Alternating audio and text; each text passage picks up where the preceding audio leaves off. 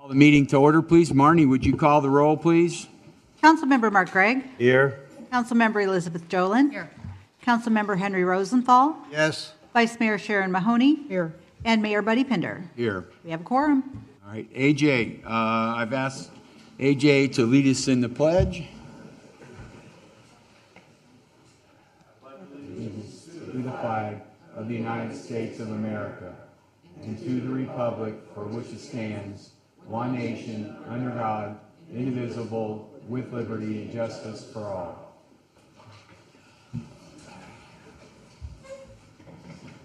All right, we're going to have a quick prayer and we will get rolling here.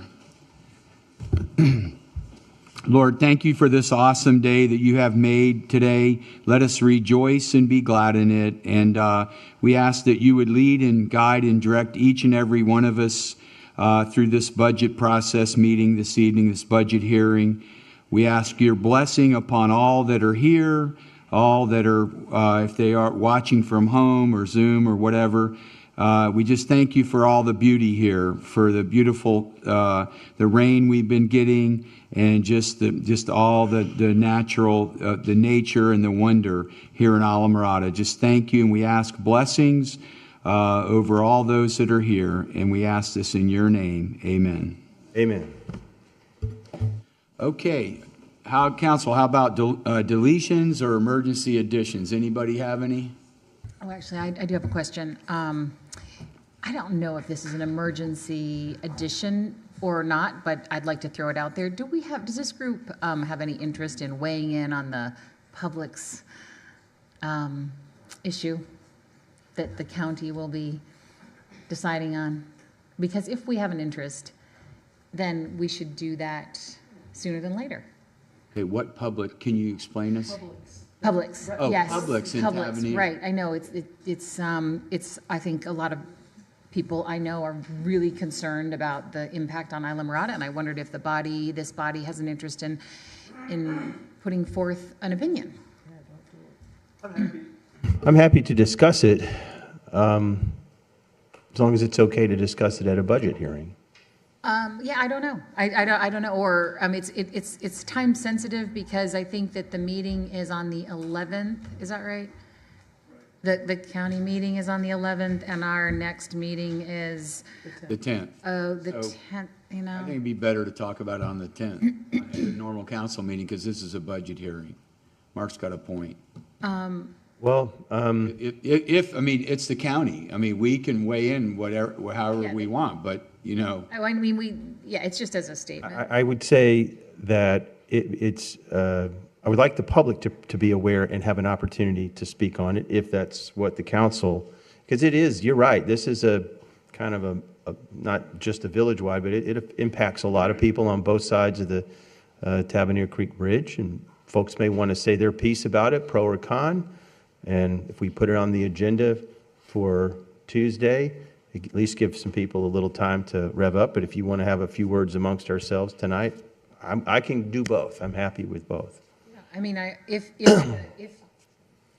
I don't want to put this council in a position to make anyone uncomfortable about making a statement, but that's what we're here for. So if we wanted to maybe put it on the agenda and have, like the idea of having public weigh in and then create, I don't know, would it be a resolution or something that we would forward to the county? Henry, you have any opinion? Yeah. Whatever you want to do, I don't want to extend this meeting, quite frankly. Yeah, I think it's improper at a budget hearing, Elizabeth. No, that's fine. So are we in agreement? We'd like to hear it on the Tuesday meeting. The request would be to waive this thing we have about not putting anything on the agenda within 8 days of the council meeting. So we're within 7 days. This is just a discussion, okay, that you want to talk about. So that should be, if you want to bring that up before the meeting and say that this is what you want to talk about, then we can do that. Well, but actually, just just as a, I mean, I just had this, go ahead, Rob, yeah. I think there's room in our agenda typically for emergency additions, and given the timeline involved in the county's action, that qualifies under those circumstances. Otherwise, yes, when council members are requesting things be added to the agenda, there's a couple of filters that go on that. The first one is the 8-day threshold, so if we're 8 days ahead, and then secondarily, it's how much workload is needed, because if it's a request with a substantial workload, then we actually have to bring that to council with direction to proceed before that action is undertaken. But this is not, this wouldn't be an agenda item at a regular meeting. This is just discussion that she wants to talk about. I'm sorry. No, you go. I just wanted to say that if there is an expectation for a resolution to be prepared with a particular policy statement, it would be helpful tonight to have council provide direction on what you want to see said in that resolution, so that the one we bring forward for September 10th accurately reflects council's sentiment. If we're just going to have a motion and a declaratory statement of sorts at September 10th and no resolution, then we can wait till the 10th. So resolution, we should discuss it right now and provide some direction. Less formal action on September 10th, where we as staff can follow up and write a message or a public letter to the county. We can do that without having to discuss it tonight, as long as come the 10th, we understand what council's position is.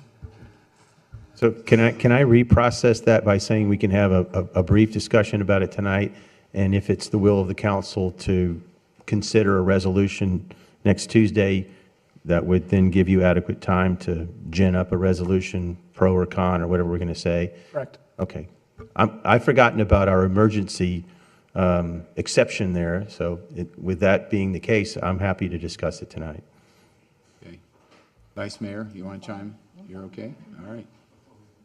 Okay, all right. So when do we want to discuss it? I would say that you should discuss it now before we open the public hearing on the budget items. That way, it doesn't bleed into the budget hearing. Those will be separate and distinct items. Okay. Thank you, John. Okay, go ahead, Elizabeth. You got the floor. Well, I'm sure we've all been following this issue with Publix coming in, and there is certainly room for public input. There's still time for that. I think it would be a detriment to the community to vote for that, and I would love to see a statement from this town expressing that. Now, I would also, just so there's my opinion, I would look forward to this being on the agenda for the public to weigh in at the next meeting to affirm or deny this conversation, right? This conclusion that we draw tonight. So yeah, I would like to express to the county that we are not interested in seeing that happen. Well, in the past, before the ladies joined us on the council, we had a couple of resolutions. I remember one in particular where the council passed a unanimous resolution to oppose the development of the commercial place near the air base in Homestead, and to change the zoning up there in the agricultural area just on the edge of the Biscayne National Park. And I think we had a couple of other things that we opposed that were environmentally oriented, and they were outside our jurisdiction. So I feel comfortable in us, if we wanted to make a statement, pro or con about that, supporting or denying. So I have a lot of concerns about it. I mean, there's a lot of traffic up there. They put that new light there that goes in right by Harry Harris. That's just a short distance away. The neighbors, I mean, if this is not our backyard, I mean, this is in our backyard, it's not in our jurisdiction, but if that were to happen here and it would be near my house, I would say no. I wouldn't like that near my house. I appreciate everybody wanting more shopping opportunities and options there, especially given some of the limitations now in that area. So I'd like to hear some public input on this, if we can put it on the agenda next Tuesday, but if I were on the county commission, I would vote no for that. Okay. Henry? I don't really care to discuss it tonight. If you want to advertise it for the next meeting and have the public speak to it, that's fine with me, but not tonight. Thank you. Okay, thank you. Sharon? Huh? I don't think we need more traffic there, so I'm opposed to it as well. So, All right. I'm going to go with what Henry's saying, that I think we need to just put it on the meeting on the 10th, and we can discuss it then. okay. Yep. Okay, so could we, with respect to everyone's time, because we have 3 people who are opposed to it, could we ask our staff if they have time, to whoever that would be, to create something for us to review and hear public comment? If there is not, if we hear opposition to our opposition, then we can drop it. But at least we have enough time for the staff and public to weigh in. So to give direction to the staff to Prepare something. have a resolution ready to oppose I'm not sure the exact action, to the approval of the project at that location, or something with a little more detail in there, mile marker 92, Publix, whatever. Sure. We can prepare a resolution that expresses opposition to that project on the grounds of traffic and other community impacts. Then we can place that on the September 10th agenda, and we'll have public comment at that time, and the board can then vote whether to proceed in issuing it or not. We'll accept whatever council direction there is that evening. Okay. All right. Anybody else have anything for under deletions or additions?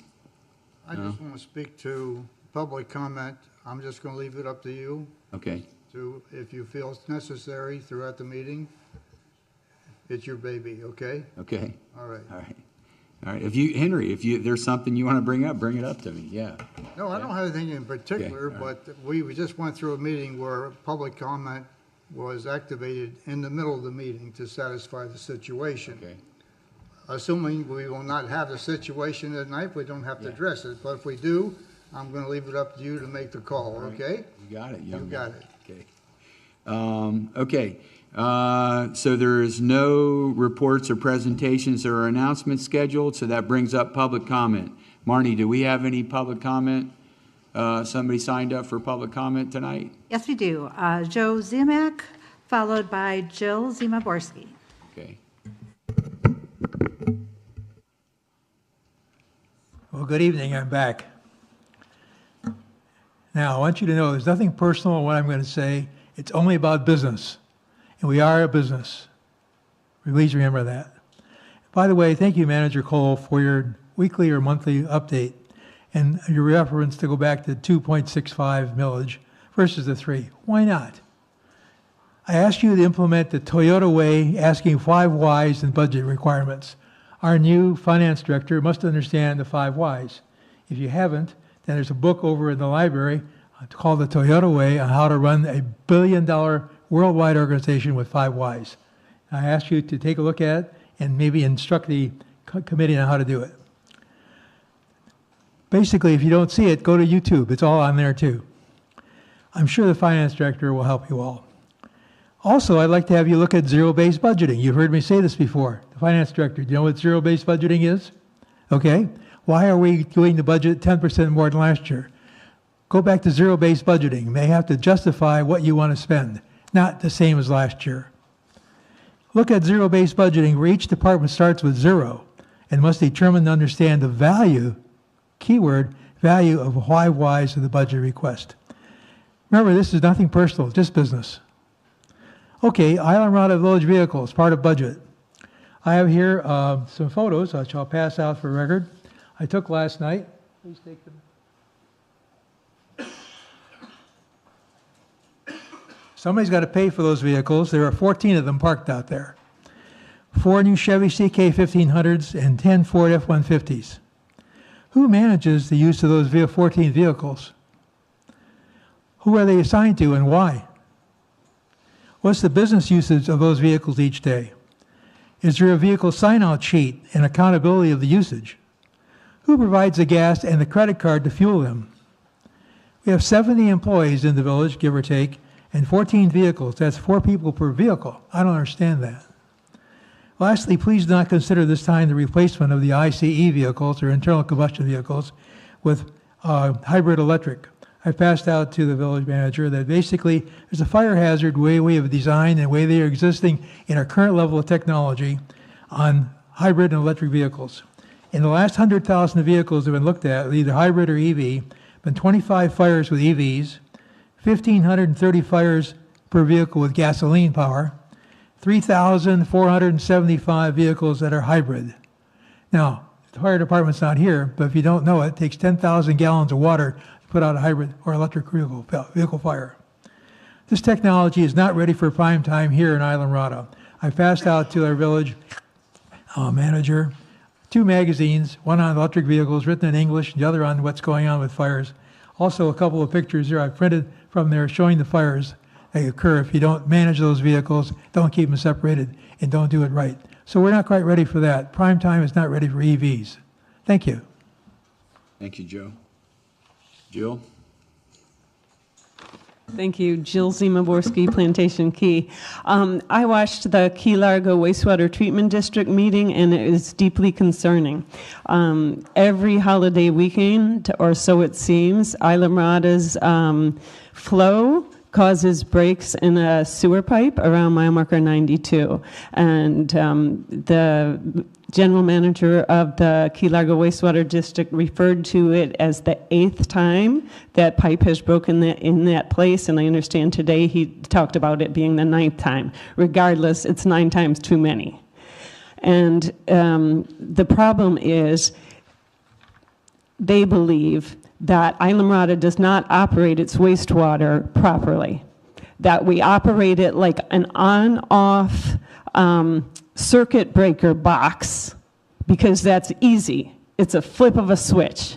And they say repeatedly it is not the way to control the flow. Despite that, Islamorada continues to operate as usual and causes them tremendous problems. They value us as their largest customer, and we treat them like the proverbial waste they're treating. It's embarrassing. Our employees should know what they promised, and they should follow through on what they promised. We have promised that we would go out for engineering, design, and drawings. They don't receive them. We make promises we don't keep. They are really, really upset. And if this is true, then I think that we need to be a better customer.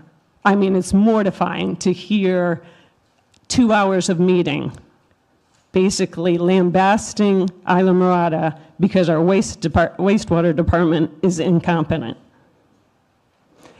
And we have to do better. We simply have to do better. And if we need to hire Weiler Engineering, who I understand was an option way back in the day when we were designing our system, if they are available, if they are competent, then we need to look at alternatives. But you know, we might be dropped as a customer for good reason. And then what are we going to do with our sewage? Thanks. Thank you, Jill. Marnie, anybody else want to speak? Yes, we have Mr. Wishmeyer on Zoom. Okay. Okay, go ahead, Mr. Wishmeyer. Yes, Joe Wishmeyer, Plantation Key. Mr. Mayor and Council, I know dealing with the budget is long and difficult. In dealing with hundreds and hundreds of pages of documents, some things may start to blend together. Keeping public, economy, and best interests in mind should be your #1 priority. With that in mind, again, I would congratulate this council on a proposed millage rate of 2.65. I would also like to remind you that at that rate, it is still a 4.5% increase over our rollback rate, which is 2.52 mils. With that increase, combined with taxable value up $729 million, plus the 40% in the hurricane fund that we discussed at our last workshop instead of the 25% like the county and all, there should be sufficient funds to cover the proposed budget. I don't know why some of you are so opposed to competitive bidding on many issues, from wastewater to legal and even vendors. All we want is the best value for our hard-earned money. That should always be #1 priority. Regarding charitable donations made available by council, I do not agree that using taxpayer money is the right thing to do. We, the taxpayers, may or may not agree with some of the organizations. Sometimes even the council can't agree on certain things. If a poll was taken and everyone agrees, then that would be a charity to give the money to. I remember Councilman Gregg saying a week ago or so that you couldn't swing a cat without hitting a millionaire in our community, and those charities should be approaching those people for the money. That way, those people would make sure that the charities they care about actually get the money that they want to donate. And remember, we also need to start looking for money for the new land acquisition fund.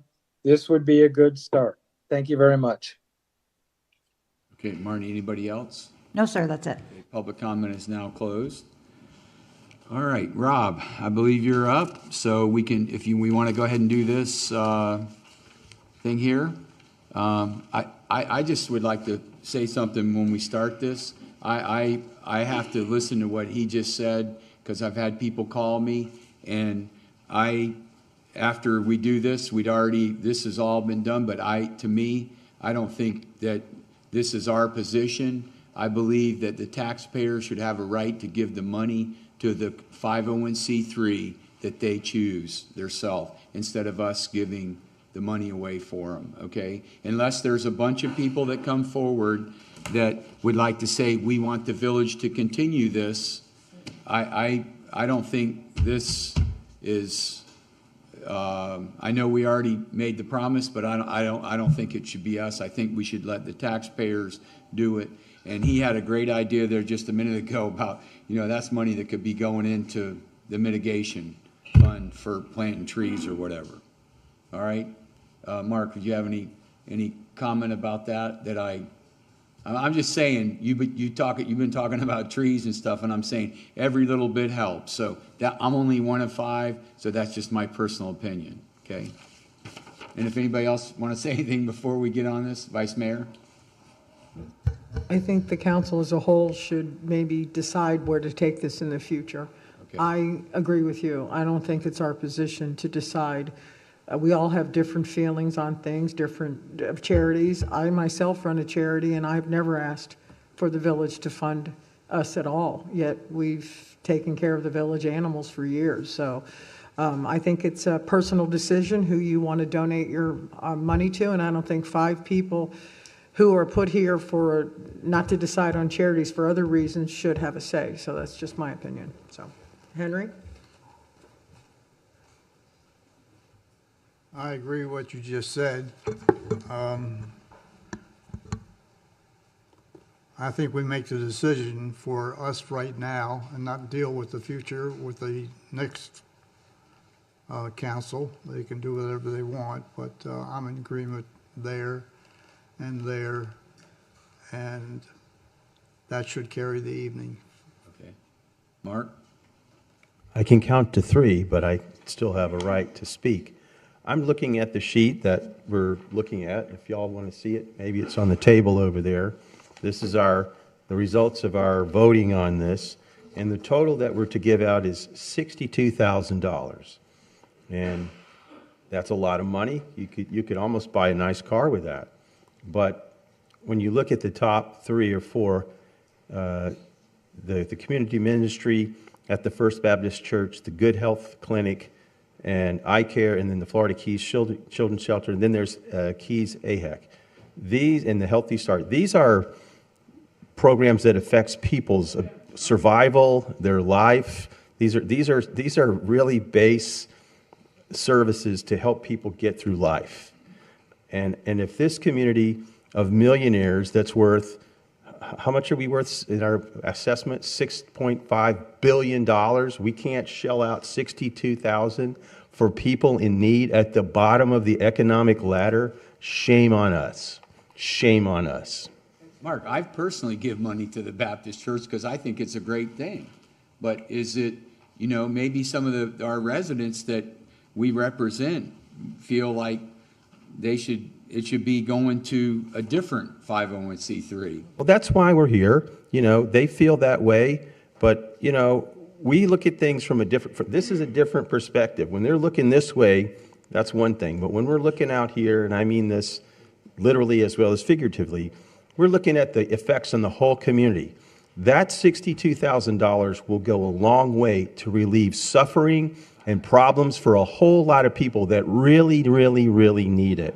And we've talked about cutting the budget because Henry said people really need some help. I think the vice mayor also agreed with that. And I feel that sense too. But I mean, you know, this is, of all the things to cut out, couldn't we find something else? My goodness. I give up, if I was going to stay, I'd give up my village council salary and put it all in here. Okay, what about trees, Mark? Because you want, I love trees, as you've heard me complain about, you know, wrecking them in the past. If you're suggesting that we're going to take this $62,000 and go out and plant trees in a hammock, obviously I would love that. But knowing that someone has a disease and illness and injury and they're suffering because we're cheapskates and we're afraid that the public's going to yell at us for helping somebody, I'm happy to take that abuse. If they want to do that, bring it on. But I'm going to smile when I see people feeling well and getting back to work in the community, because it's a lot of folks that do hard labor and work with their hands and not in their backs rather than with their brains. But some of them do. I mean, it can happen to anybody. But I'm sorry, I have strong feelings about this. I'm with you, okay. All right, Elizabeth? Yeah, I mean, it's such a great time to talk about this because we've got the budget right in front of us, and we can see that we're spending like $80,000 to repave, or maybe it's $65,000 to repave the pickleball courts. We're spending $105,000 on holiday lights, and people can't eat. I mean, oh my God. So, you know, what might be, and I think it brings up an interesting conversation about what is government for. There's a philosophical conversation here. Who do we want to help? And it would be an interesting exercise to be very intentional about how we spend our money. I mean, it goes on and on when we look at, nothing personal, the extraneous things. I mean, we're spending $500,000 on a playground. I mean, and that's assuming that all the parents in town have the extra time to bring their kids to the playground when actually maybe they have a second job and they're trying to put food on the table. I mean, it's a philosophical difference that it sounds like we're having. What might be interesting is to tighten up the restrictions or the how we give money, and that might make this more palatable for someone. But I would defy any village resident to go to the First Baptist Church and look at their food bank and say, yeah, this is such wasted money. Or go to the Good Health Clinic and say, no, wow, you know, forget it. We do not want to put money here. So yeah, I that's all. Okay. All right, so Rob, you got it.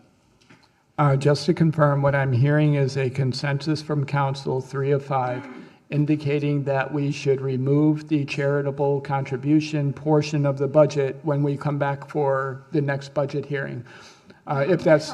No, I wasn't saying that. We've already, this has all been promised. They came, we did the thing. The future. Yeah, in the future, the new council can look at this. 25, 26, but Who knows who's going to be up here, so in the new council, that's all. This is actually a policy we have. This isn't, it's something we do. It was passed by resolution. Thank you for saying that we're not going to go back on this. We're not, But no. you can't, you would have to change the policy for next year, to be clear.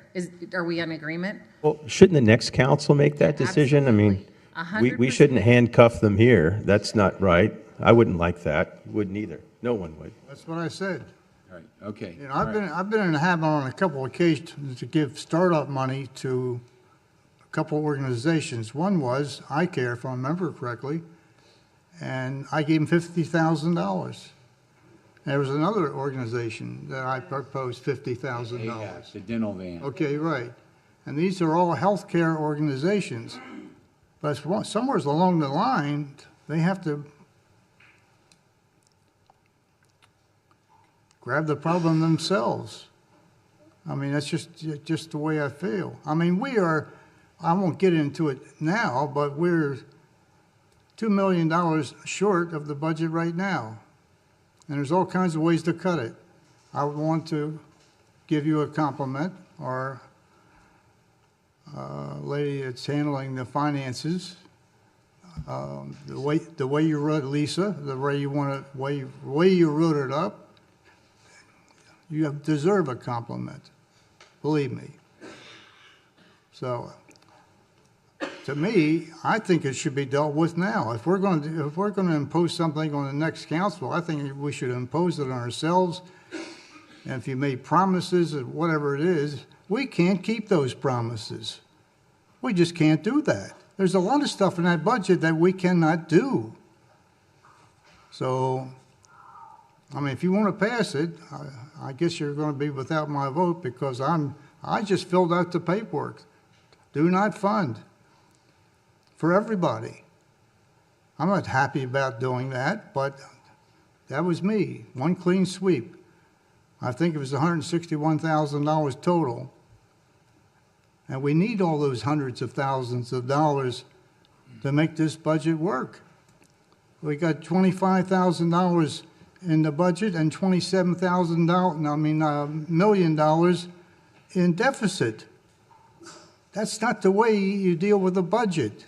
The gentleman that, in fact, I mentioned it once before, if you do it right, you start with a zero balance and you work on up. This man is absolutely right.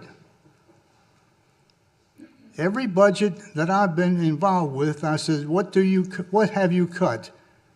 And it was never a cut for anything. Didn't make any difference. I understand these organizations coming to us, but it's Christmas time, every budget hearing for these organizations. And they're right in asking. There's no question about that.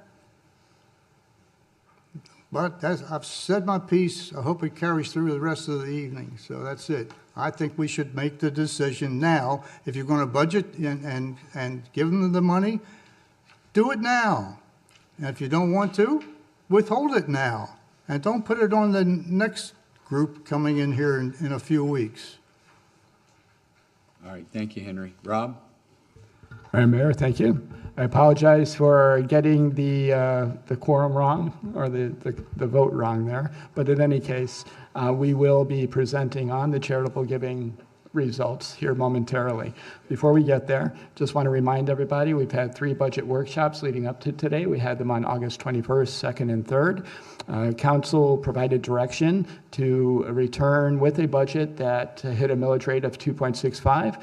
We've presented in our paperwork here a budget that does exactly that. We were asked to develop, or incorporate, I should say, a $3 million fund for property acquisition. You'll see in the scenarios that we've presented that has been addressed as well. Some of the scenarios have lesser amounts of funding, all the way down to 0, I believe, on that number, but those are for council review and consideration. And so we'll have our finance director walk us through with an overview first of the budget. Then she'll get into the scenarios that we've prepared, which illustrate for both council and the community what's still in the budget and what was cut in order to achieve that particular millage rate.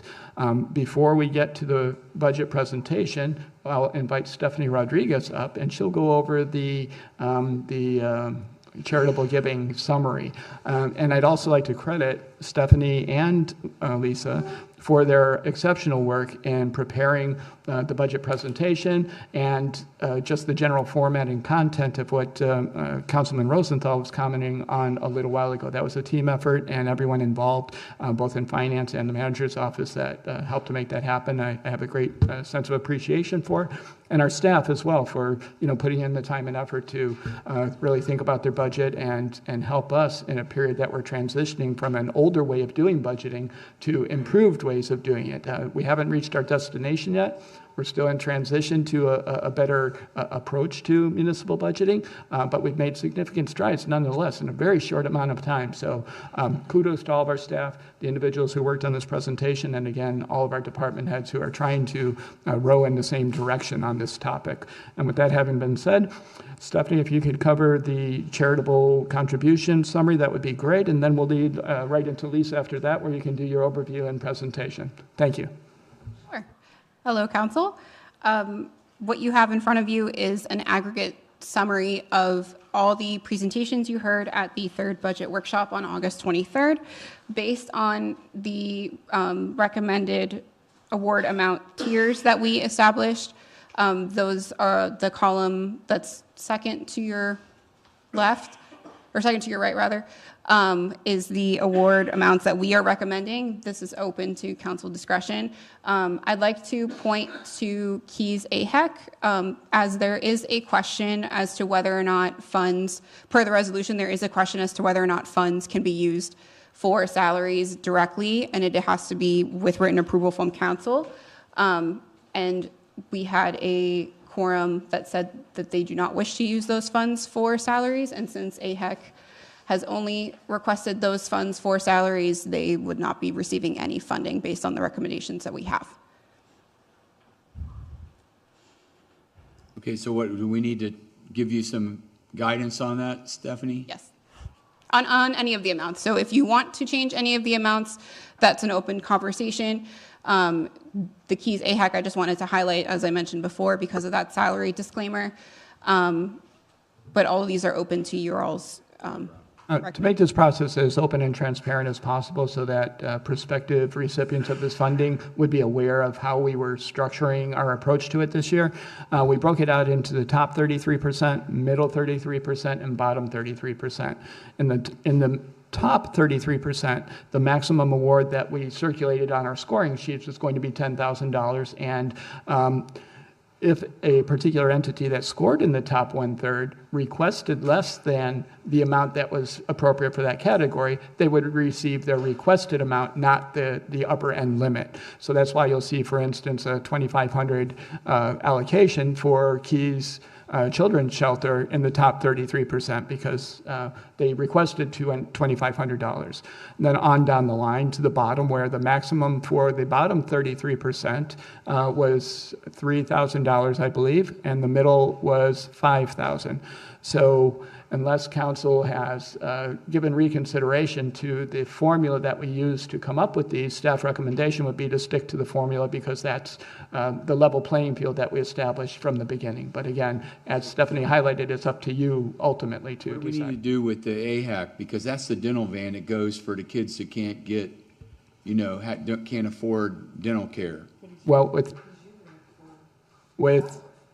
AHEC, we had a majority of council members who indicated they did not want to pay for salaries only. So if anyone who said that they don't want to pay for salaries only on that particular request changes their mind, then that would change the result, and AHAC would qualify for $5,000 based on the funding structure that we established. But we would need one person who said they did not want to fund them because it was 100% salaries to change their mind and authorize us as staff to proceed with awarding that category of funding.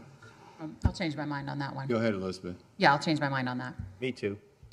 Very well, then we have a majority that authorizes those funds to be used for personnel services only, in which case they'll receive $5,000. Yes, sir. I'm going to make another comment. They came to me years ago, Children's Shelter. I did a show. I hope I'm telling you right, but I think, if I'm not mistaken, I raised $10,000 for the Children's Shelter because they came to me and needed the money. I don't see any incentive with these people going out in the community and saying, we need this or we need that. I understand it's public health, and I understand all the things that you can envision, but we're not here to envision, to give away and have tears. This is a hard business. Everybody that's running for these seats, they should know that this is damn hard to do this job. How many times have you voted against your friends? I have. I'm not very happy about it, but the law required me to do that. So the Children's Shelter wants to come to me again, I'll do another show for them. All you have to do is ask me. But don't ask me here now. I'm just so determined to speak that way. This is not a comfortable way for me to speak. Nobody here is comfortable about that. I understand that. But the way I understand it, what you just said, Rob, you said with the children's shelter, they were in the top 33%, but they only asked for 2,500.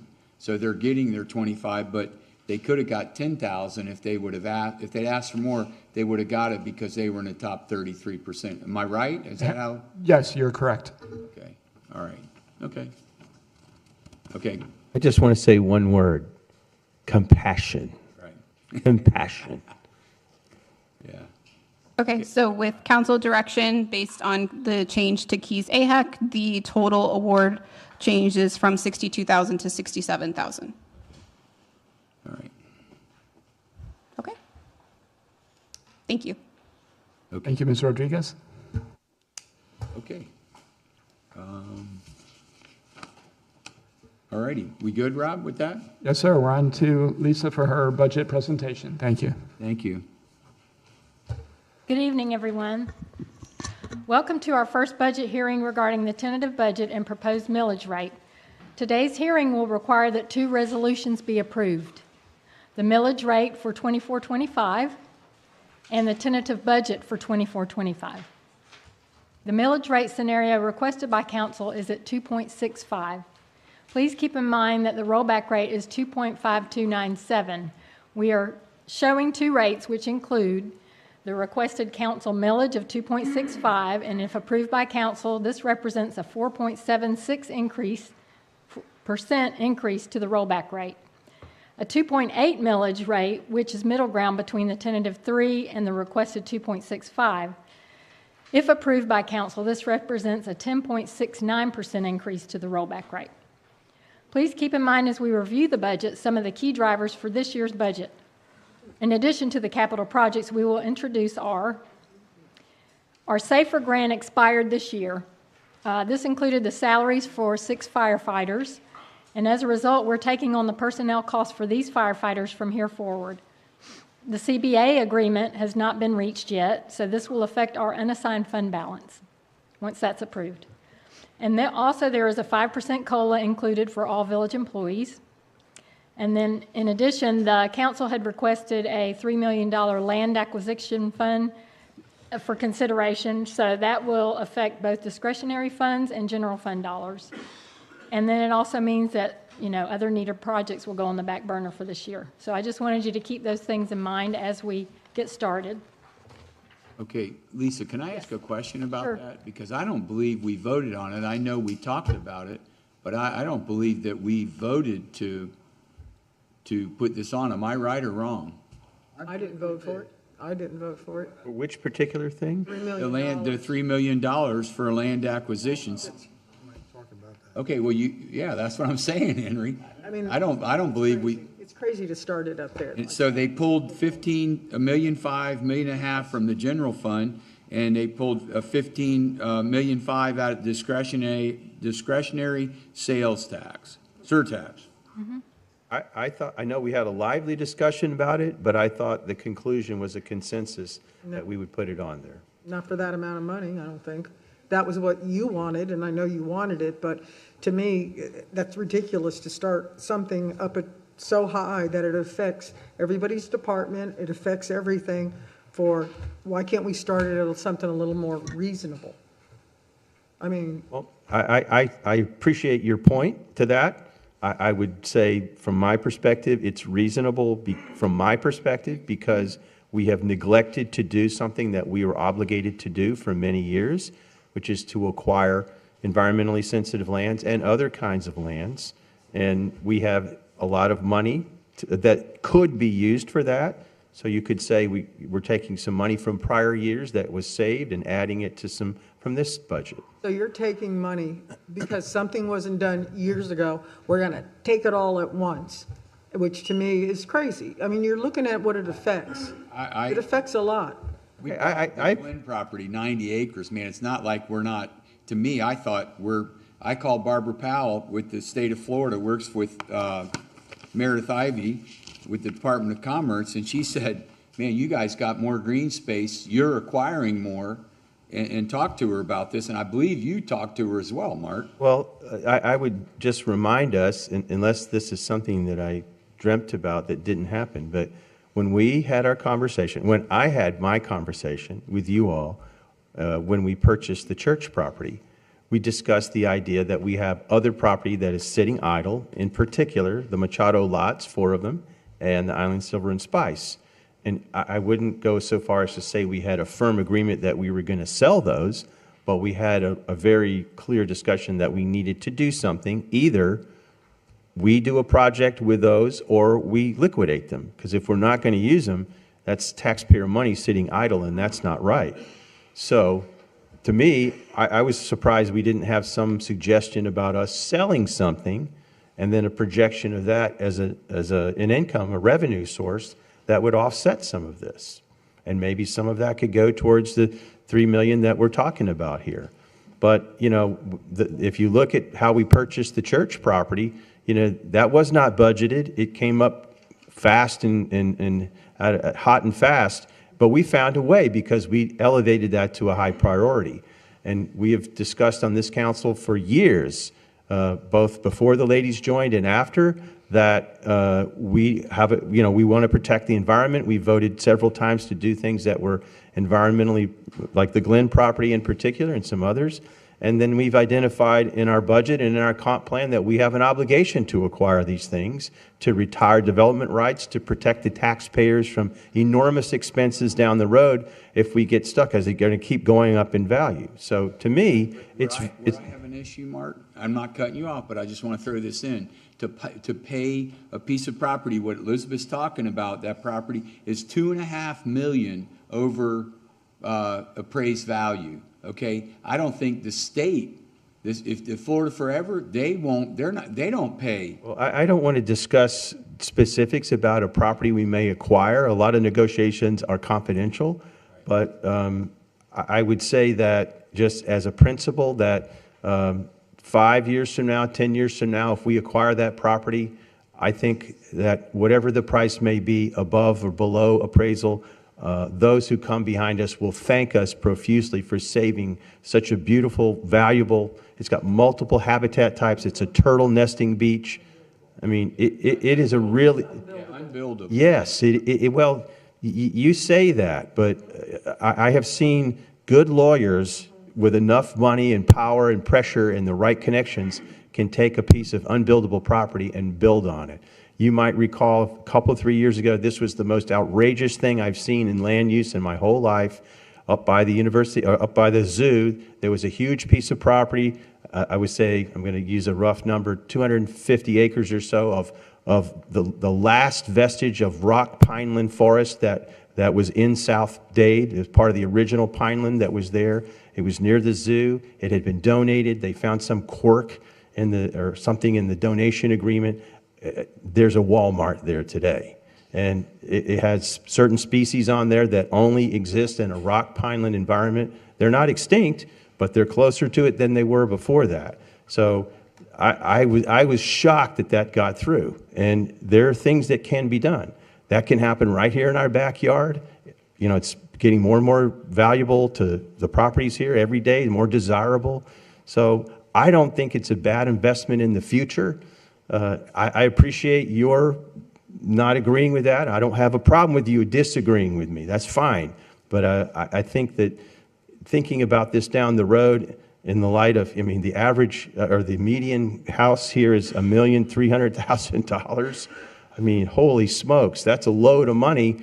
And people that live in a community like that have an expectation we're going to protect the environment. So I'm sorry to ramble on, but this is the time to do it, and that's my thoughts on it. I think it's worth it to our village to protect something that big, that valuable, and that rare for the benefit of everyone. And we can sell something to finance that, something we're not using. Henry, go ahead. Church. I think if we proceed, at least my notes say, if you want $3 million, I think you'll have it at the end. If we propose the proper cuts in the proper places, I will tell you, you'll find the 3 million.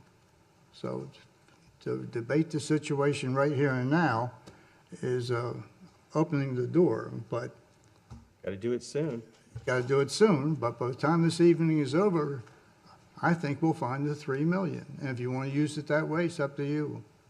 Okay. If anybody have any further comment? I do. Please? Okay, go ahead. Thank you. I think that Henry's on to something we might, this little issue about the $3 million might be premature. There are a lot of other areas here that I think really warrant discussion and analysis. I mean, and I hope we have time to look at them. There's a lot of extra spending here that I wonder if it's necessary. So maybe we can revisit this. What I'm hearing, what I'm not hearing you guys say is that you don't I'm not hearing you say that you don't value the opportunity to provide protection to green space in this town. I can't imagine that you're saying that, especially since you're up for re-election. But I think what I'm hearing you say is that the cost is an issue. But I think we should circle back to this after we go through more of this conversation, if that's okay. I did also have a quick question because I wanted to make sure I heard you right, Lisa, that what's changed in this budget, and if you don't mind my repeating it, it's the SAFER grant.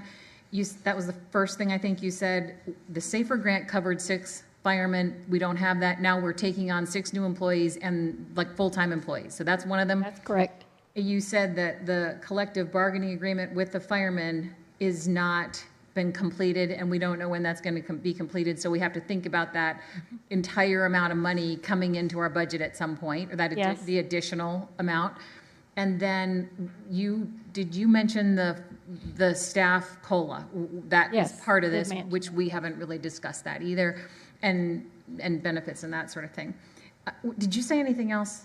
Let's see. I mean, as far as the bullets for No, what's changed? those are Just the main $3 things? million land acquisition, that was. Oh, yeah, well, that's, So Yeah. Elizabeth, let me just go back to what you just said. I have no problem buying green space. I'm all for green space, but the issue is paying the $2.5 million over when we, just like the Glen wanted $3 million originally, we ended up getting that. We negotiated and we got it for $650, I think, or $450. $650. I mean, there Okay. would obviously. So that's what I'm saying, okay? Yeah, I'm not hearing you say that you're against green space. Yeah, no, That's- I'm not. That's good, I mean, right. Habitat, I'm excited about that because the roseate spoonbills breed there, saltwater crocs breed there, many other things. That's habitat for the wildlife, okay? Yeah, I mean- I'm all for the wildlife corridor, okay? Well, we Protecting the don't- animals. Okay, yeah, so great. So we can circle back maybe. Let's just carry, that's fine. are you all, can we move forward? All right. All right, so Lisa, sorry we interrupted you a little bit there. Rob? Just a point of clarification, I want to highlight that the workshops we had on August 21st, 2nd, and 3rd, where 2.65 was provided, as well as this discussion surrounding land acquisition fund, those were not votes. Those were just council direction to prepare for the meeting today. Today is when the vote actually takes place on all of these items that are in the tentative agenda. Last time it was just, please do this when you bring us the tentative agenda. Tonight is a vote on the tentative agenda, which doesn't make it permanent either, because while we need to vote on the tentative agenda tonight procedurally, that doesn't mean that that becomes the final. In fact, when we come back for the next budget hearing, we can and probably will continue to have conversations and make changes. So again, purpose for tonight is get the tentative budget passed, identify the millage rate, and if those things change in between today and the day that we finally adopt the budget, there's procedural requirements that apply to each of those scenarios. So ideally, tentative budget tonight, we vote, we make as many changes as council deems necessary, we come back and revisit, have time to think in between our discussion tonight and adoption of the final. We can make additional changes at the final budget, at which point you vote again, and then that's the time at which it actually becomes the budget for 24-25. I just want to make sure everyone was aware of that. John, go ahead. Yeah, I was just going to remind, there's two items that we'll vote on tonight, the tentative millage and the tentative budget. They're separate items, so just wanted to make sure. And they need to be in that order, tentative millage first, the tentative budget. And everything Rob said was absolutely accurate, so. All right, thank you, John. Vice Mayor? I have a question, Rob. It's actually for you. So I'm looking at these proposed millage rates, and I'm seeing what was cut. Did you sit down with the department heads and work with them to decide what they wanted to cut and where they could see a cut could be made, or was it made independently? The way that we decided what we were cutting, Who's we? we was staff that are responsible for preparing and advancing this budget, which is the leadership group in the manager's office and the finance department. The way our budget rolled out this year, and we would do it differently in future years to provide additional time, is we came out of the budget sessions on the 21st, 2nd, and 3rd, began trying to create these scenarios in the first place that were responsive to 2.65. When it came to specific positions that we were cutting, we adopted what is a typical municipal approach to looking at cuts. So prioritizing cuts, what do you look at? You look at cutting new things before you cut things that were already in the budget. Well, excuse me, but like our planning department is so short-staffed, why would we get rid of a position that we desperately need? Well, the position in the planning department was one that was transitioned to the manager's office as part of getting our assistant to the village manager. That was in coordination with council when that maneuver was made. Apparently, at a prior point in history in the planning department, they had a director and something like an assistant director. I don't know the titles, I don't have them right here in front of me, but the department has been operating without that person funded or present for quite some time. What we would like to do with the planning department in terms of why we cut this one at this time was to, one, get the positions that are vacant filled, right? Because if we have vacancies, of course, that's going to create a problem in getting the work done. And secondarily, if there are opportunities for performance enhancement with the individuals we have on staff, we would want to know that any such issues as that are remedied before we can get a good read on how much more staffing is needed.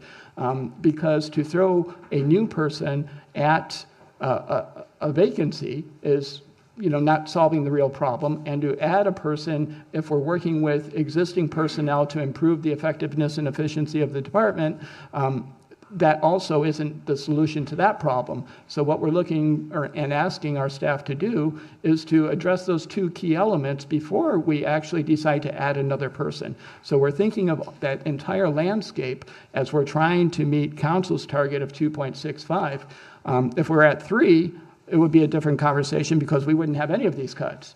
But, as Councilman Rosenthal had mentioned earlier, it's a tough thing to do. And adding positions that haven't been in a department for a while to bring them back is a tough choice. Okay, I understand that. I'm just looking at a department that I know has been struggling for help. Yeah. And then I look at the deputy chief of training, our fire department. I would think that's a pretty important.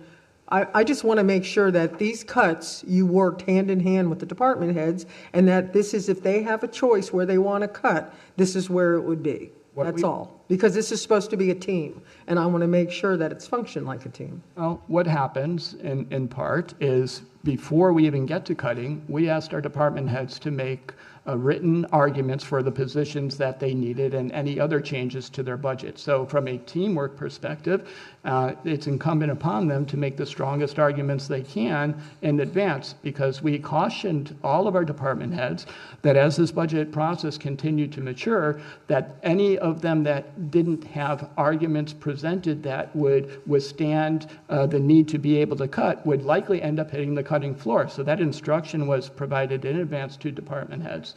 When it came down to us actually having to make these decisions amidst all of the other work that goes into transitioning on a very short timeline from budget workshops to actual budgets, there's not a lot of time in there for us to sit down and have those conversations. Did I let the department heads know that was what was transpiring? Yes. Did anyone come back to me and say, Rob, instead of doing that, I would prefer to do something else? No. I did hear that, there's disappointment that they're not getting the position they wanted, but no one came back with an alternative that said, hey, instead of doing that, let's do this. Was there opportunity for that? Yes. So if one does not avail him or herself of the opportunity to propose a alternate scenario that saves the same amount of money, and they know the timeline that we're on, it's very difficult to have them embrace cuts to a budget because no one wants to do that. But was opportunity there for someone to say, yes, it was. This is not a total surprise to anyone that has a cut because I made sure they were notified within the very tight timeline that we had to complete a revision to what we presented back at the August workshops and to rebut the cuts other than simply saying, well, I'm going to argue against that. Well, I'm going to argue against that. It's not a very good way to get what you want in your budget. It's, wait a second, I can save this money somewhere else. And if I am a department head responsible professionally for my area of responsibility, I'm going to offer that up if that alternative exists. So I heard no such solutions. So moving forward, we're going to have an entirely different timeline for next year's budget because, in my view, none of us had enough time to do a municipal budget the way that we should. We adhered to the prior finance director's schedule. We had a transition in finance department leadership in the middle of that. And nonetheless, we started actually a little bit earlier than the process did last year, but that's still not enough time. I mean, we should have literally been at least 2 months ahead of where we were when we actually started. So going into the 25-26 budget, and for those of you who will be sitting at that time, you'll get to experience something different, as will our staff. We'll have a different approach that gives a lot more time to each of these things and the ability to sit down and have conversations and work through things in a little bit more of a collaborative atmosphere where everyone feels like they've had adequate opportunity to influence the outcomes. But going between August 23rd and September 5th and completely redoing the budget and getting the presentations right and checking the numbers is an awful lot of work. And when people are feeling concerned about cuts, it's incumbent upon those same people to advance recommendations that can help solve the problem, even if I don't say, Mayor, can you please tell me how else I might avoid this cut? I'm hoping that they might take the initiative to speak up and say, I can save this money somewhere else because I really need that person. Not, I need that person and I'm going to come argue for that person. It's a different conversation we need to have. And that's part training and part timing and part just doing the budget process a lot differently so that we can have those important conversations. Okay, Elizabeth? Yeah, I mean, just also, I'm hearing you use this term, cutting a budget, but really, I mean, another way to look at this is that we're not funding it. Is that fair to say? I mean, it's not like, for example, with the Village Hall remodel, it's not like we've started it and we decided, wow, we can't afford it, we're going to stop remodeling. It's not, I mean, it's something someone would like to have funded, and we're saying, no, we don't want to fund that. Is that fair to say? Well, that's a different way. There's different ways to say the same thing, but the budget that we talked about in the workshops had these things included. So when we say what are we changing, we are we're eliminating our commitment to fund them, or we're cutting them in so many words. It's not like I think it's a. So with that, along the lines of what Elizabeth said, just tell me about the pool. I mean, any of these things that we're talking about that we cut, like the pool, is that costing us extra money? We're not leaking water, or it's not a hazard or something. That's all I'm saying. If the pool is a big thing. And Elizabeth, I know you swim every day, right? So on the pool, what we were trying to accomplish there, and I believe Lisa highlighted it in a previous discussion about one of the fire apparatus that needs to be purchased, is this construction isn't otherwise even planned to start until after the beginning of 25-26, not 24-25. Okay. So what we were trying to do here with the $1 million sinking fund was to say, instead of waiting until the budget is being prepared for fiscal year 25-26 and trying to find $2 million, maybe it might be prudent to establish a sinking fund where we have $1 million there. We get that into the budget now, and we kind of step up to it gradually between 2 fiscal years instead of budgeting nothing this year and then $2 million the next year, and that eats away at other potential opportunities to get things done in that particular fiscal year. Plus, This may also add to our investment pool so we can gain interest income on it while we're also smoothing any potential increase associated with fixing the pool. So by deleting it, we're not causing a delay in the construction. We're just shifting the step that we need to take to get to $2 million when we actually seek the funding in fiscal year 25-26. So it's a sinking fund to reduce financial impact during the budget after the one we're working on. I wanted to ask about the sinking funds. So if we have a certain amount that we've set aside for a hurricane response, and it looks like that's going to go down, will decrease some in this budget. If we have a sinking fund, which the item we're trying to acquire, build, is in the future beyond the budget year, let's say that next year, 1 year from today, we have the sinking fund, and then we get hit by a hurricane, and we need more money than we have set aside. Could we declare an emergency and then have those funds reallocated to the emergency fund? Because we have them. They're just intended for a different purpose, and then address the need for the hurricane and then deal with the pool some other way.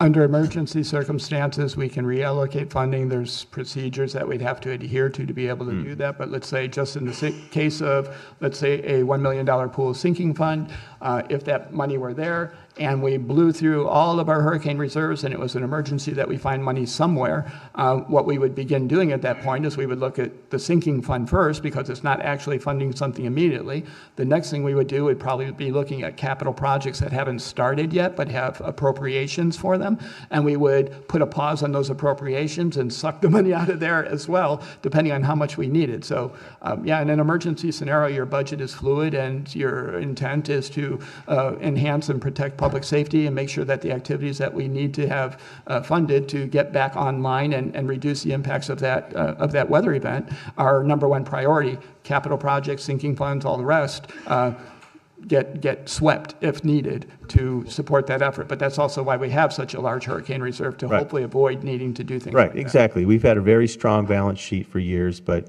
I see that changing somewhat. So my question, and I don't see John jumping up saying, no, that's legally impossible. So I just wanted to know, it's kind of like having money in a back pocket instead of a front pocket, and it's our money, and we saved it. We don't have to borrow it. So thank you for that education. Appreciate it. Can I ask one other question about the pool? So why do I had this feeling that I got, did you all get the impression that this pool fix was like happening soon?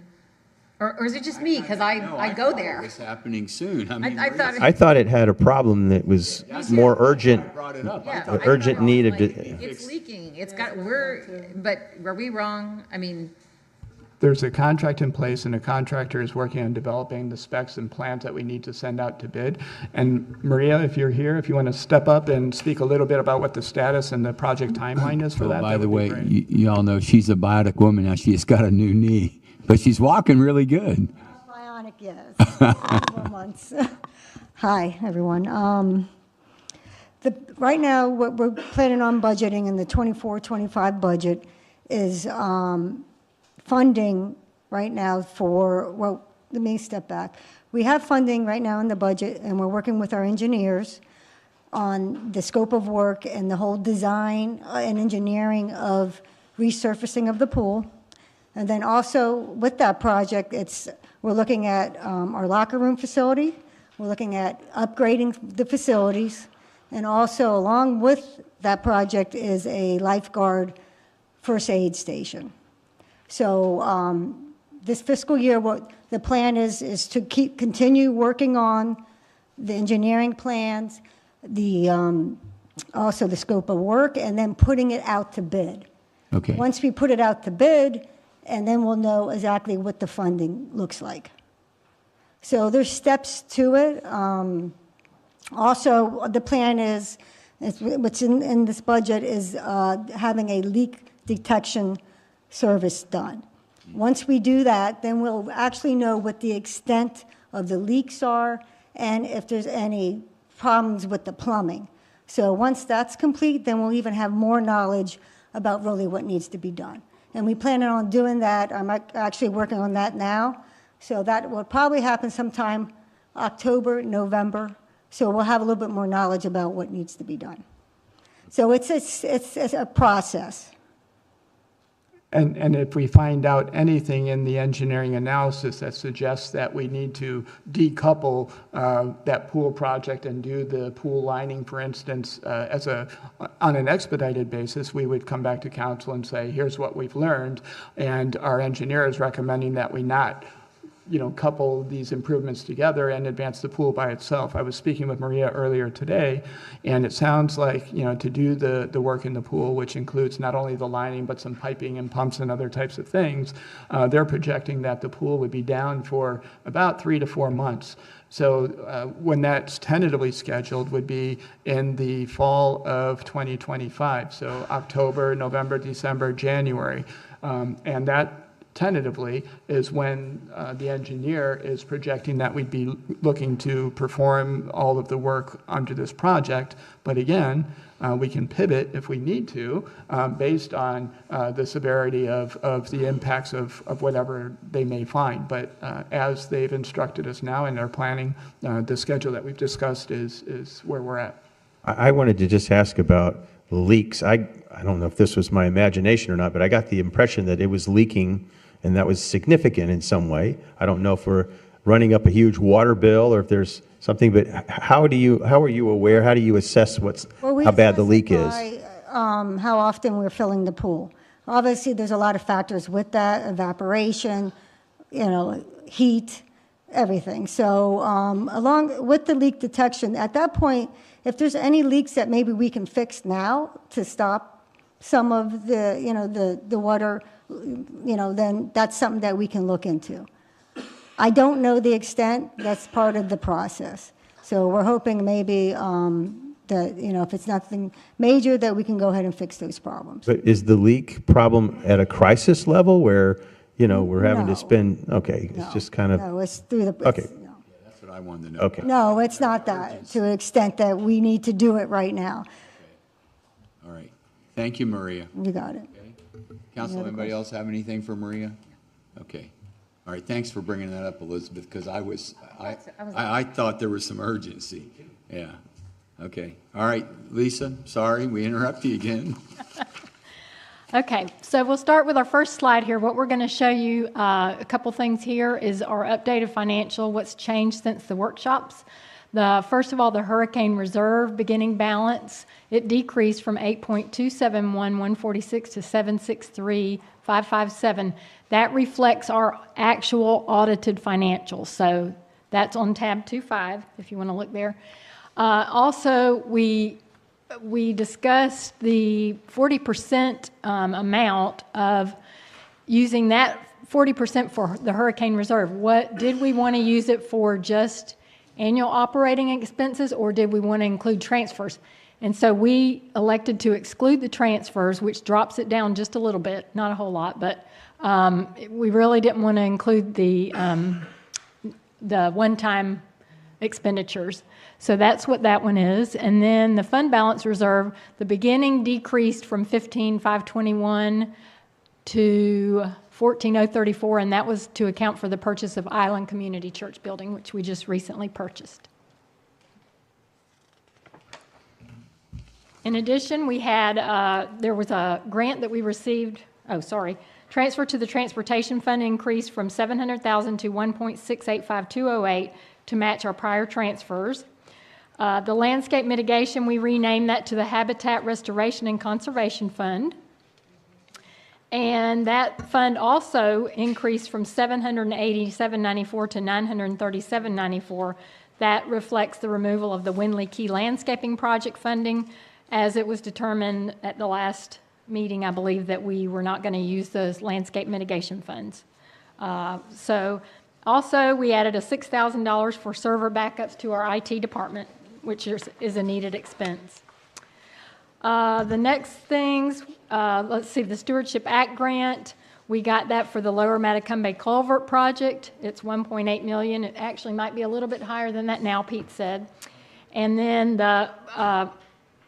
for the Parks and Rec, that TDC Bricks and Mortar grant, we put that in there. That's $497,000. So for that park that we're building, that Of the 597, 497 is covered through the TDC grant. And also, we added the FEMA HMGP grant for critical power to the 3 fire stations. That's $375,000 that we expect to receive. Now, what we did do on the fire truck, as I discussed with the chief, that is a 4-year build-out process for the fire truck. And I know that to be true because when I was at Nassau, it was a 3-year, and that's been a while ago. And so the supply chain has not caught up yet since COVID, really. So the 4-year, the fact that he's got to wait 4 years to get the fire truck, but you really have to plan ahead, so he's done a great job with that. The expense of the truck will be $1.2 million, and what he's advised is that we can, I think we discussed this at the workshop, but we can pay for the truck in 2 years, but it'll take 4 years to get it, but we don't have to pay for it right now. So we elected to delay that, put aside $600,000 for the fire truck this year, and then next year, and we'll have the money to pay for it. And then also, we also $70,000 reduced for council chamber microphones. We reallocated that to 23-24. That was in the capital projects for next year, but since that's kind of an emergency, we bumped that up because we do need to have the microphones here. Vince can speak to that if you need to know anything else about that. And then also we did we took out the $500,000 for the safe room for fire. That's another project that is not expected to be completed. So we just went ahead and elected to take that one out.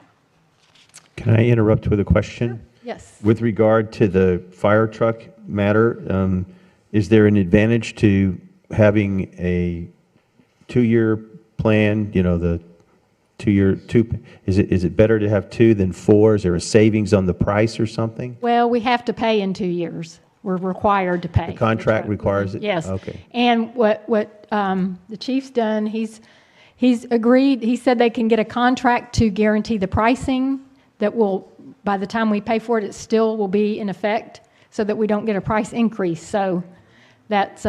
we don't save anything, but they won't raise the price. They won't raise the that's price. benefit. Right. Okay.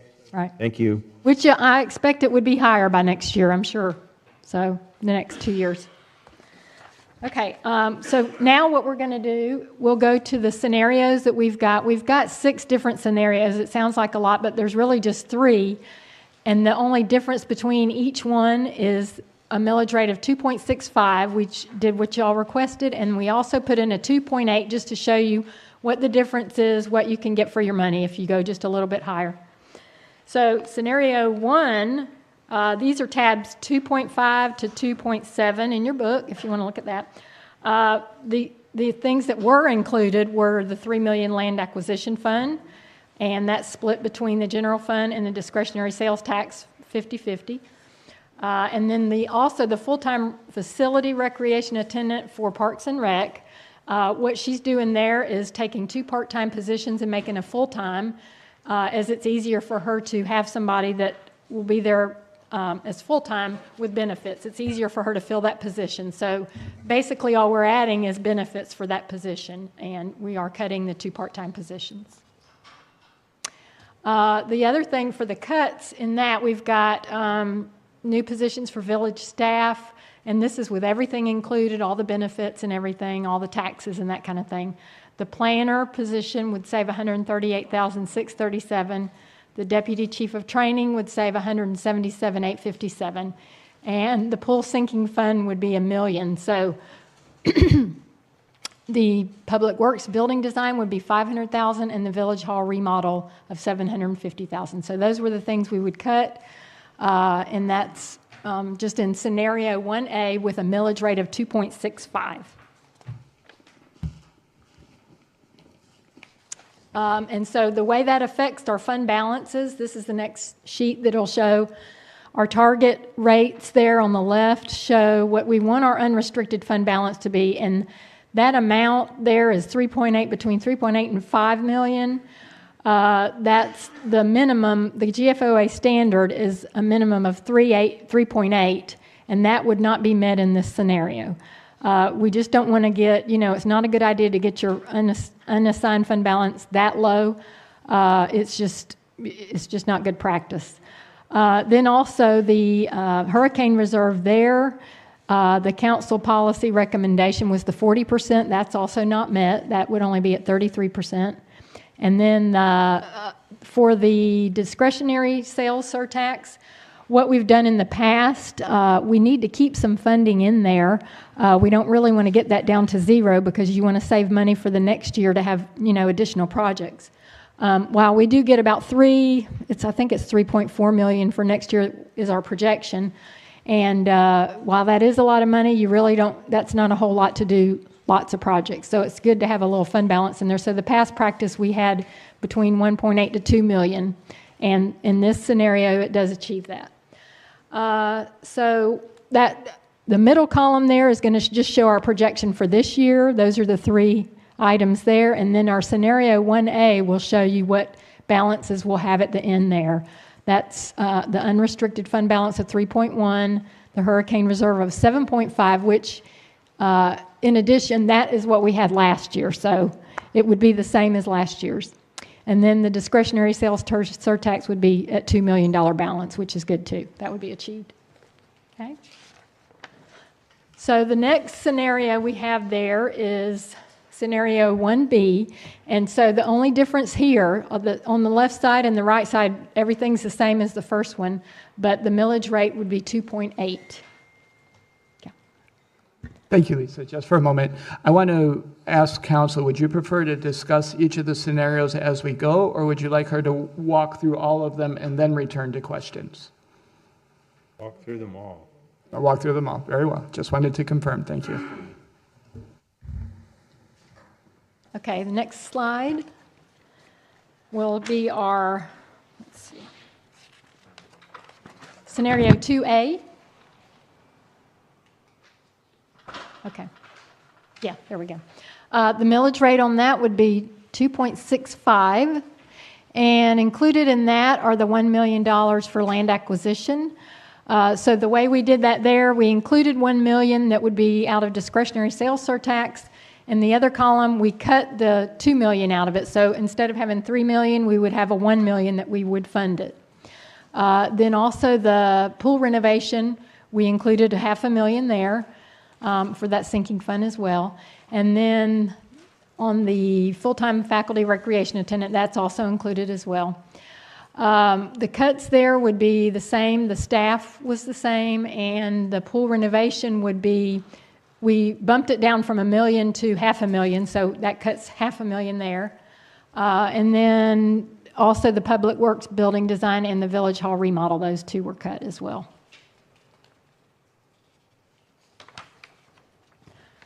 The effect on the fund balances there is we did transfer $1 million from hurricane response to unrestricted because it was up at $9 million, as you'll see.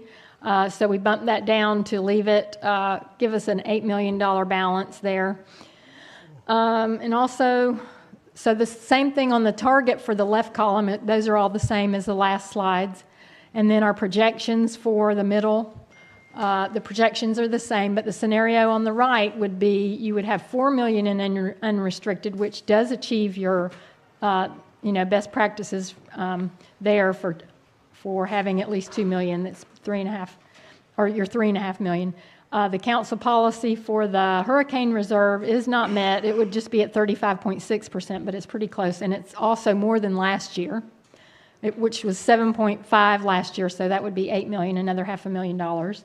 And then, let's see, the minimum standard for GFOA is also achieved at 4.07 million, which the minimum is 3.8. Okay?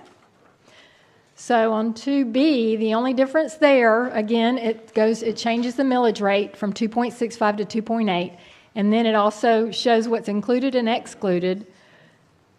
What's included is your land acquisition fund of $1 million, your pool renovation, and your full-time facility recreation attendant. So all of that's the same as the previous slide. It's just your millage rate will be higher. So what that does in effect on the next page, it affects your fund balances there. So if you'll see those on your right, see they did increase. The unrestricted goes up to $5 million.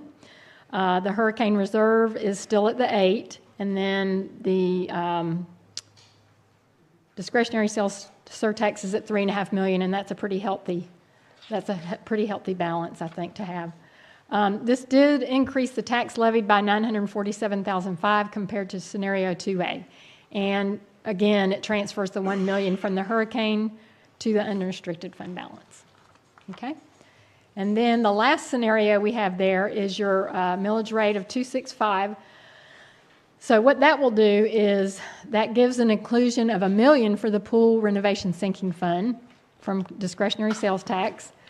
And then also includes the full-time Parks and Rec attendant, and that is for the gate. So, that's kind of a vitally important position there to take the money in as the people come through the park. But then the cuts there would be $4.5 million. We would cut the $3 million land acquisition. We wouldn't fund that at all. And then again, cut the building design for the public works and the village hall remodel, and as well as the other 2 staff positions. And then finally, on the fund balance outcomes there, that just shows you what your balances would be there.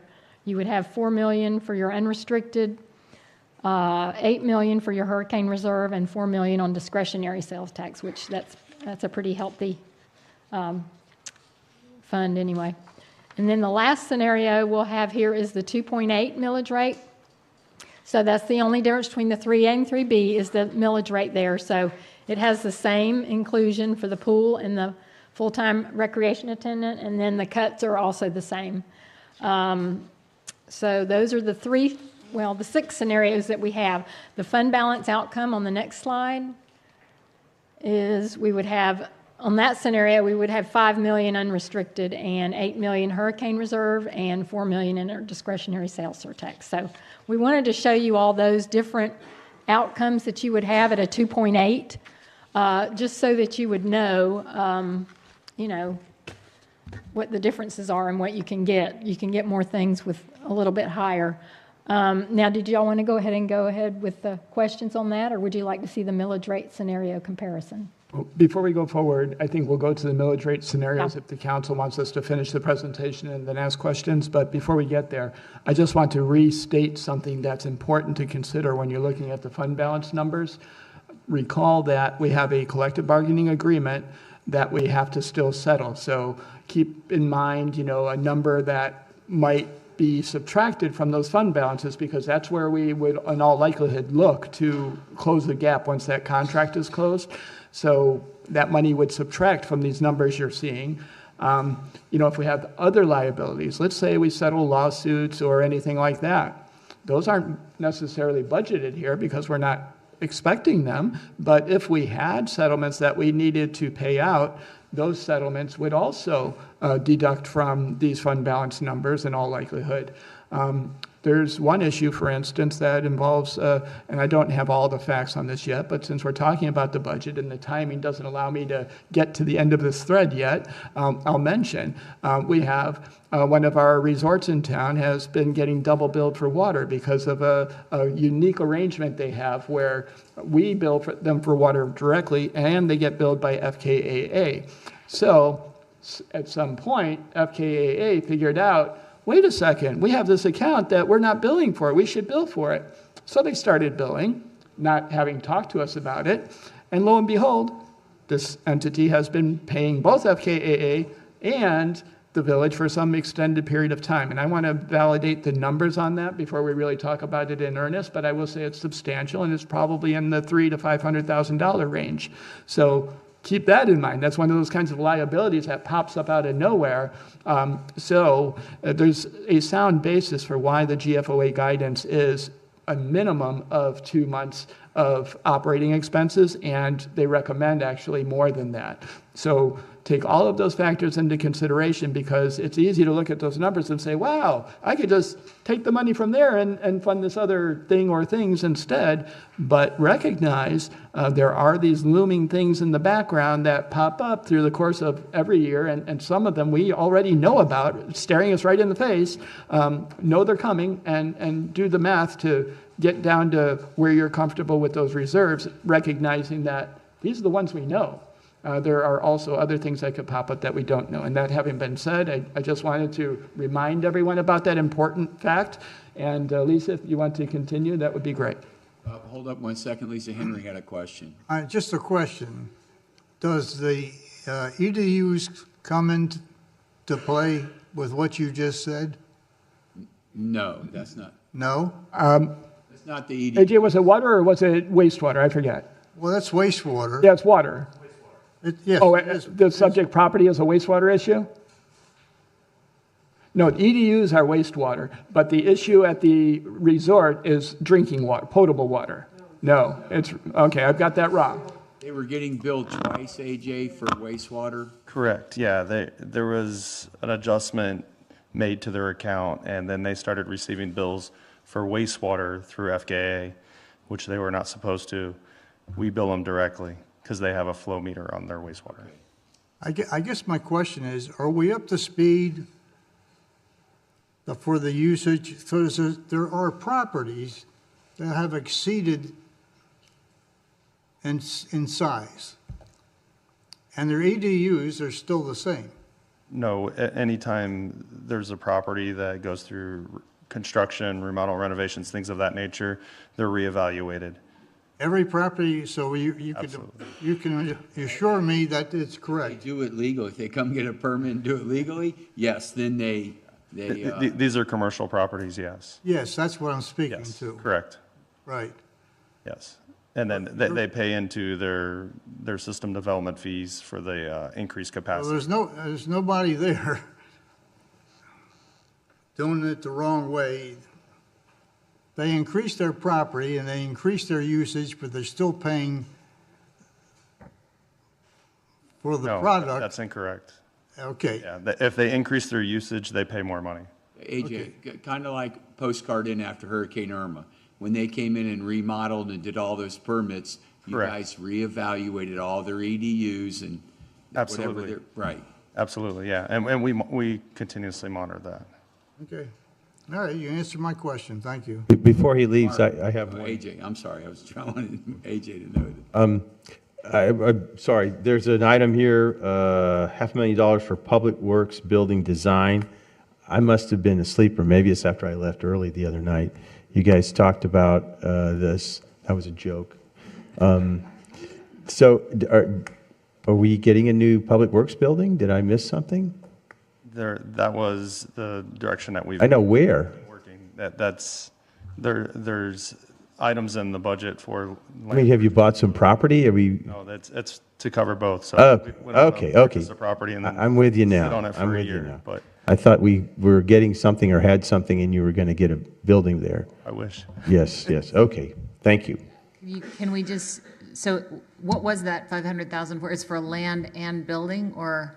No, that would be for or not the construction, but the design and But- layout and everything, planning of it, yeah.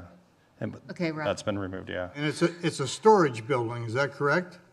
No, this No. would be a public works facility, a maintenance shop. Let me add a little bit of background to this.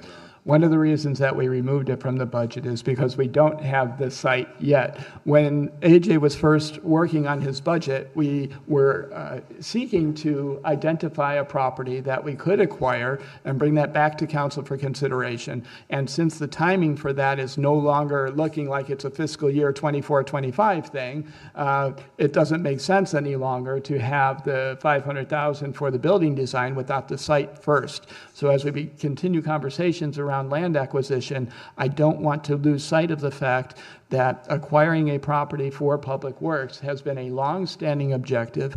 We're working with FKAA, hopefully to gain access to a property they have. That would be on an interim basis, but potentially, if that works out and we continue to mature that conversation, that may be an alternative for an actual site as well. But again, just getting back to the question of the 500,000, that was AJ's estimate for design, planning, and some portion of construction of a building on site. But with no site, we do not believe it's appropriate to include that, obviously, in the 24-25 budget. I was getting excited. I thought you had one and we got this problem solved and oh boy, this is good news. So just wishful thinking. So So where is the request for the money to acquire a site?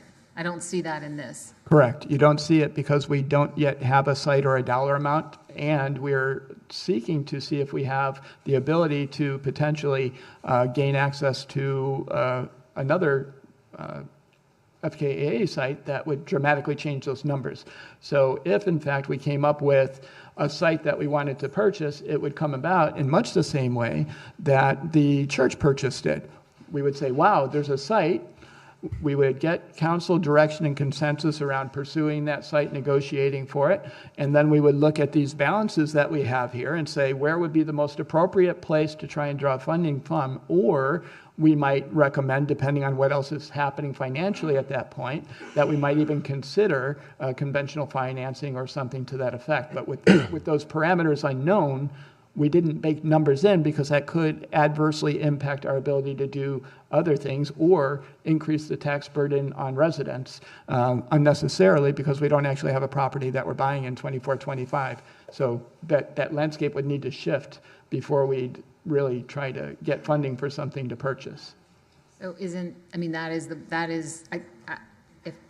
I may have just heard what I wanted to hear, but I thought we had the conversation about acquisition of a property for the public works and all of the investment that we've made in vehicles so that this stuff can be covered and that's a bit of a priority. But I think the reason we're having this conversation is so that we don't all of a sudden come on a property and then have to scramble for the funds. This is the point of the budget, isn't it?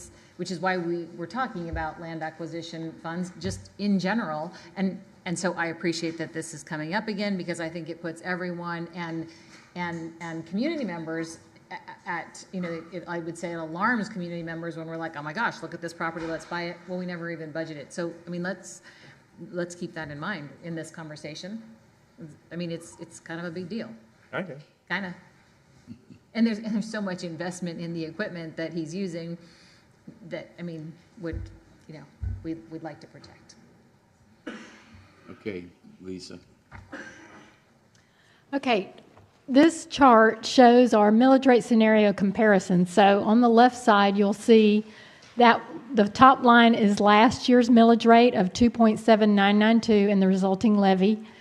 Then below that, you'll see each scenario, 1A, 1B, and so forth, and the millage rate next to that, and what the resulting levy would be. So it does give increase. The next column is the fourth column shows the increase, and then the next column is just the percentage increase. So, and as well, the next column is your assigned hurricane response balance, and the unassigned fund balance, and then the total ending fund balance. So that's just a comparison there for you to see what the levy would be, the increase from, that's comparing 23, 24 to this scenario, to each of those scenarios for the difference. And then the recognizing our assigned hurricane response target is $9 million, which is 40% of the annual recurring operating expenses. Keep in mind that last year it was 5.7, and so this year it would increase to $9 million if we kept the 40%. So that's just something to keep in mind. Unassigned fund balance target again is 3.8 to 5 million. That's the GFO recommended. So you can see there, just that first scenario 1A is the only one really that would keep us below that. And then the ending fund balance, reminder that includes everything, assigned, unassigned, and restricted general funds. Okay. And then we have a chart here that shows the tax implications on a median, the annual tax on a median home there. The top line again is last year's millage rate, and then the other two rates that we've proposed tonight, the 2.8 and then the 2.65.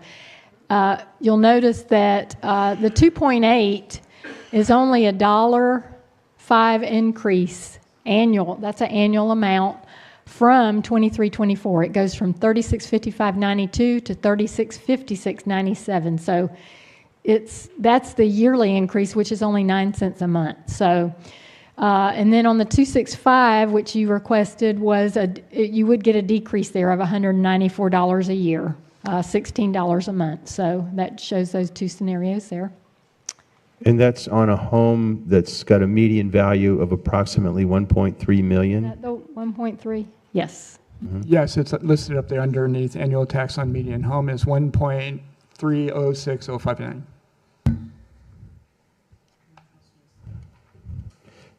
Okay. All right, and that's all that we've got here. So that concludes the presentation. We'll go ahead and field any questions or discussions you want to have for that. Council, may have any questions? Do you guys want to increase the rate? Well, the thing is, we see here, we all want things in here. Everybody wants to see things included, so that's a given. And the only way to get more for more of us would be to increase the rate.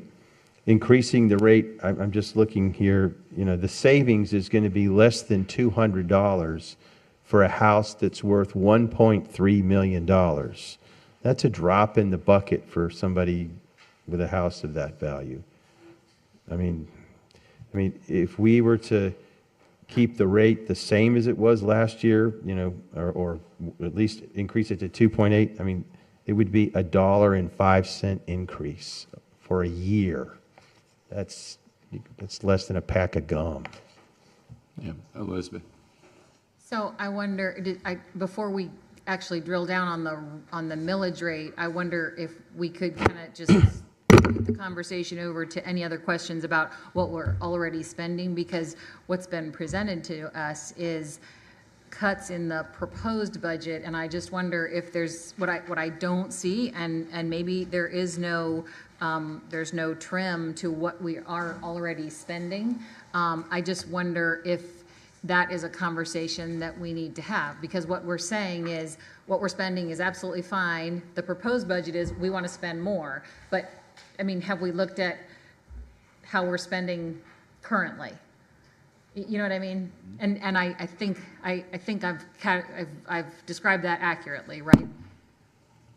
Yeah, I think you're reasonably accurate. If there are specific items that you would like staff to weigh in on with respect to any questions, or you want to provide direction to staff when we come back for the final after we adopt what we have tonight, either one of those scenarios works. So if we have specific line item questions, we can call the staff up and ask them to elaborate on why that's important for their current operations. But philosophically, the way we look at existing expenses that are recurring expenses, not like capital items, but recurring annual expenses, is those support the service and level of services that we presently provide.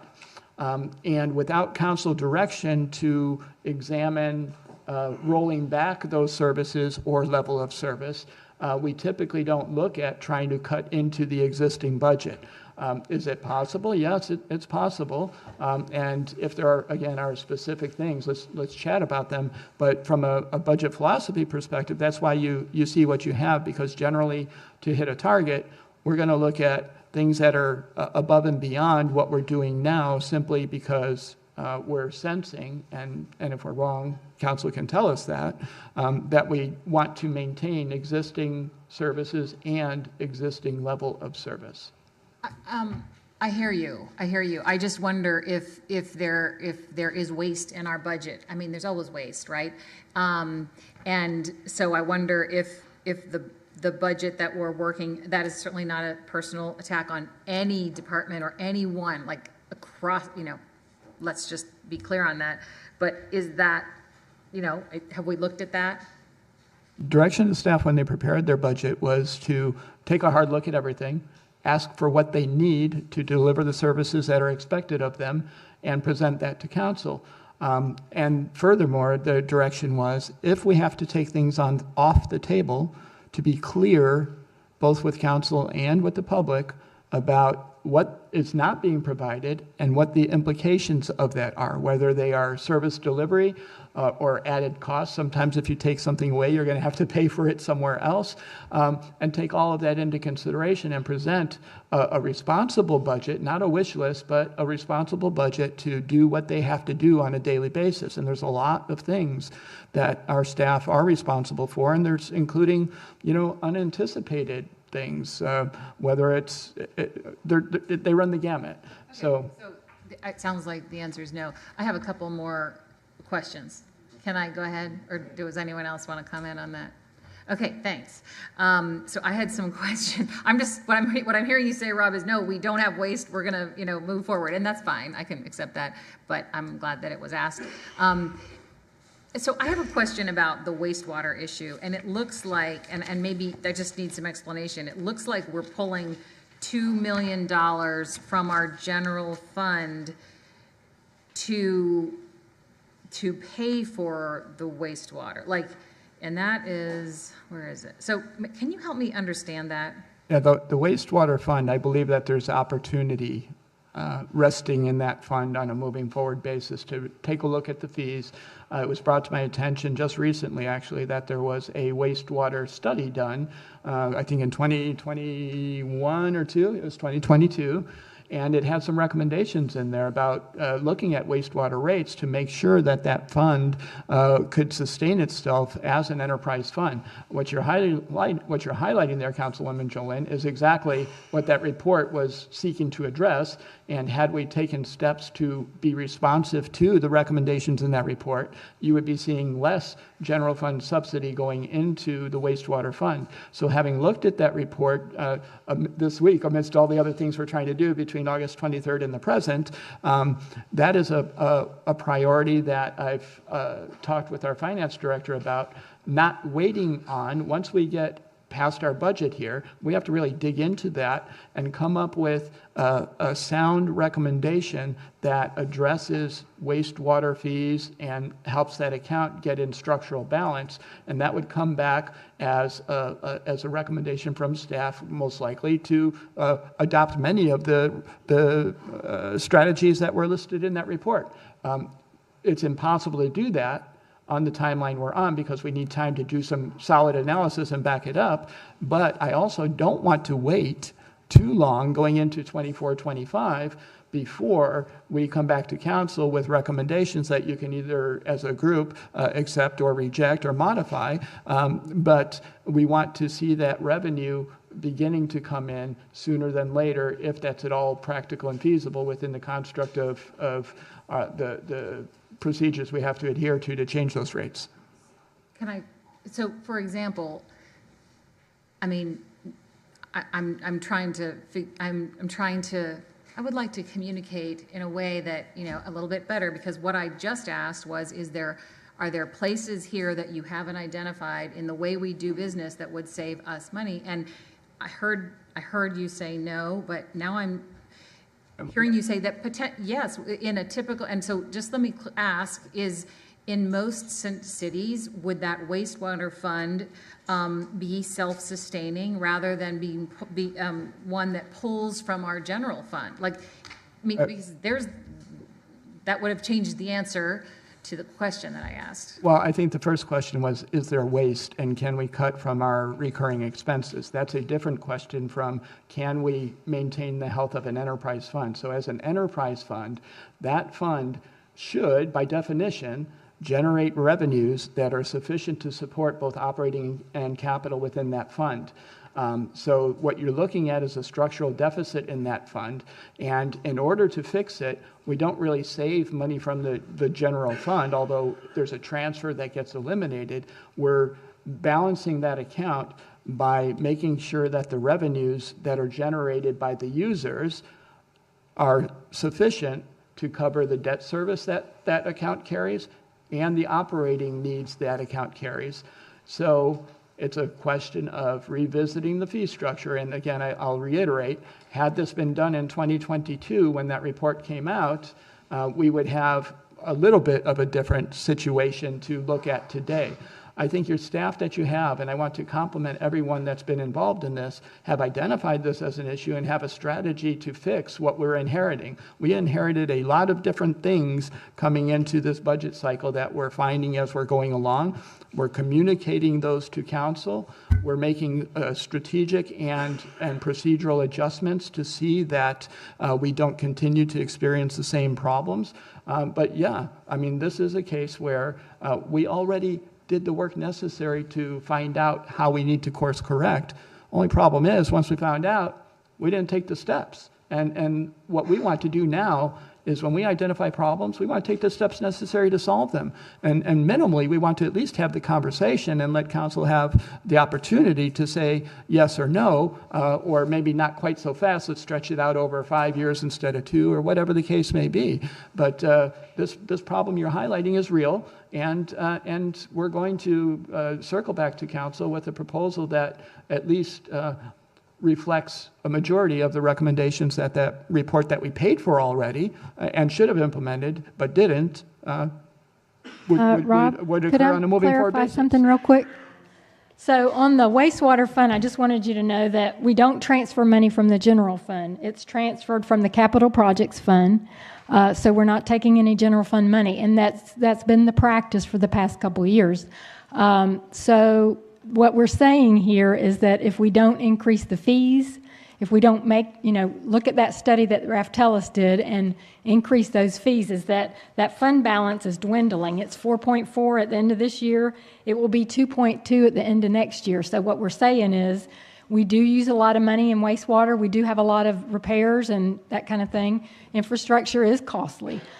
So what we're saying here is that if we don't increase the fees, we are going to have to get funds from somewhere else because it won't be available. Go ahead. Does that make sense? I guess that's what I was bordering on a little earlier as far as the fee structure goes.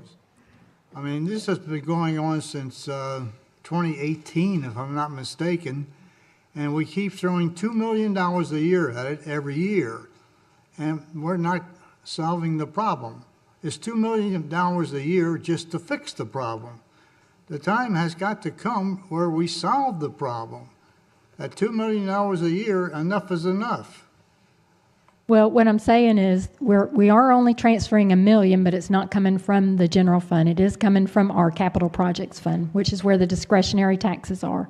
So we have elected to do the $1 million, and it's been that for the past several years, I believe. But it could increase with, you see how our infrastructure is and how costly it is. And it's very expensive to repair. So we do need to seek other alternatives, as Rob was forecasting. We still have the leakage at mile marker 92. Seems to me we had the leakage yesterday at mile marker 92 as well, and probably tomorrow as well.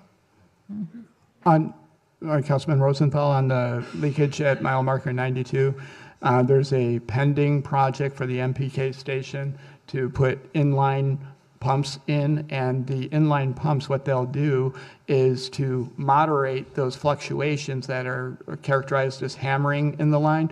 So when the pumps turn on and off, it forces a flow of water up to mile marker 92 where there's a bend in the line that curves across the road. We're going to correct the bend, is that correct? Well, no, the first step is actually to stop that on and off effect that's associated with the hammering, because it's that sudden flow of water that hits the turn like a hammer and busts it open that's causing this problem, or at least it's thought to be causing the problem. So when we put in the inline pumps, what will happen is they'll maintain constant pressure in the line. So instead of starting and stopping, the pressure will always be there. The effluent will continue to flow north. And if that investment does not prove to be effective in eliminating those breaks, the next step would be to undertake a more intensive capital project that would straighten that area out. Our engineers, however, believe that simply maintaining constant pressure rather than the light switch on and off is what's needed. We're in the middle of continuing to negotiate and have been negotiating with Key Largo Wastewater Treatment District for quite some time in an effort to implement this project, but the engineers have some disagreements on whether that equipment can overwhelm the Key Largo Wastewater Treatment District facility, and we've exchanged communications with them as recently as this week on this very topic. So we're trying to solve that so we can implement our improvement and stop, hopefully, those ruptures from continuing to occur on a periodic basis. And there have been two since June. Prior to that, there was a bit more of a gap between the first one and the last one, but two in the last, let's say, 2.5 months. And the non-technical term, I believe, was used as bumping. Is that? Hammering, I think, is what people call hammering? it. Yeah. I saw bumping in something, but it's all the same thing. Yeah, same principle. AJ, you got something you want to say? Yes. Excuse me. It was in regard to the $1 million transfer that's going over. That's been on a recurring basis, and it's to pay off the debt for the original wastewater project, which required all the paving of all the roads. So it was determined that that transportation funds that would normally just be a paving project gets transferred over to make those payments. So to help pay down the debt on the transportation side of the project, Okay, so, if that makes sense. I mean, just to be, I think I said before I asked these questions, I'm looking for information. I'm not making accusations. I am not in any way like disparaging anyone. I just have the questions. So thank you for that explanation. No problem. That's why it's a consistent 1 million every year. Yeah. But I just wonder, since I'm. AJ, real quick, just so give us a little insight on why this, is it hammering or was it in a different place? Because people understand that sometimes there's underground streams that can take the bedding out, and it gets there, or it could be the hammering, it could be many things, but is this in the same exact place, or is it? Yes, it was 2 pipes away from the last one. Okay. But we do believe the hammering is the major cause of it, which may cause the shifting or, the stress on the pipe, and they're splitting down the side or on the bottom of them. Okay. Okay. But that pipe is being straightened out. That angle that was up there. There's no angle in the pipe. But there was. No. No. No. I mean, the pipe does turn and go around certain areas, but the pipe is straight in that section. It's not at 92, I take it. Because there is a section of the pipe. It's not a right angle, but it's. Correct. It stays along the shoulder. It'll turn kind of in the S turn. Right. It bends there and then straightens back out. Okay.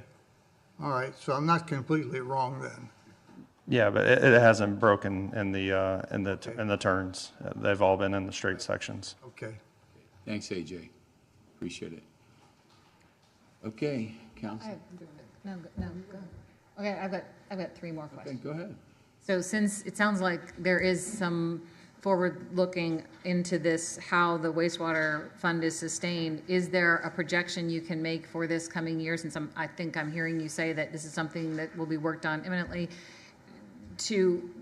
when we come back next time, to look, would that change our numbers? When we come back next time on We come back September on September 17th? 17th. No, this is something that's going to be in fiscal year 24-25.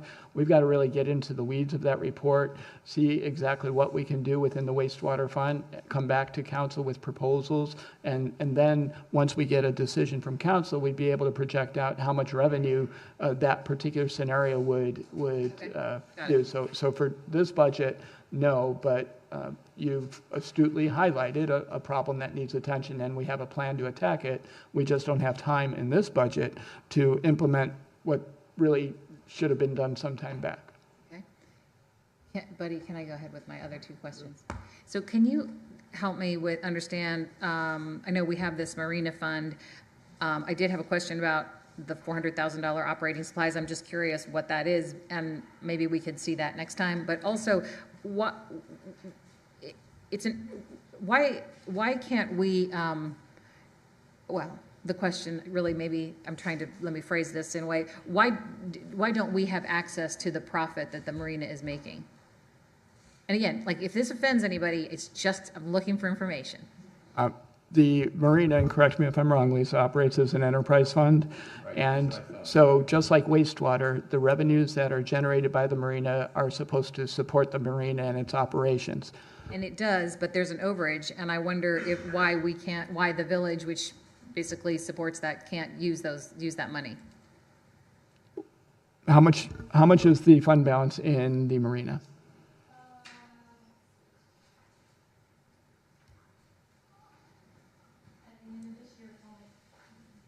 At the end of this year, it's projected to be 1.6 million. So with 1.6 million sitting in the marina fund, we would have to have a discussion with the marina to say, okay, what's coming up in the next 5 years, right? And plan for that. One of the issues you and I discussed offline was multi-year capital planning, right? Right now, we don't have multi-year capital planning. So it's very difficult to say that 1.6 million at the end of 23-24 is free and available, or some portion of it is free and available to transfer elsewhere without having a view to what their multi-year capital plan needs are. It does seem to me on the surface to be a number that's sizable, right? But I'd have to understand fully what the longer-term plans are to be able to determine how much of it might be available with the village's discretion to transfer somewhere else. So the answer is yes, you can take money from enterprise funds and transfer it out just like we transfer money in, but you would want to know in doing that you're not jeopardizing the health of that particular enterprise fund. And that typically is informed by long-range capital planning that we don't presently do. Does that, okay. I'm sorry, I don't want to interrupt. Go ahead, Elizabeth. It sounds like it sort of threatens the status quo of how we have always done business, but I'm just assuming that, I have no idea how I guess this council would give direction to either do some 5-year planning or look at using, having access to some of that money since it's a village enterprise. There's no reluctance or direction needed from council to do 5-year capital planning because we've already said we're going to start doing that. That's a minimum standard when it comes to budgeting. And frankly, when I arrived here, I was surprised that we didn't have multi-year capital planning. And I think maybe some of our staff are not accustomed to multi-year capital planning. So we're going to work together as a team to prepare them to actually begin thinking and preparing for budgets in a way that incorporates multi-year capital planning. So we should have an eye out, 3 to 5 years. So when we have an enterprise fund that's failing, we know we have to fix it somehow. When we have an enterprise fund that's overperforming, then we know that we may have opportunity to do other things with it.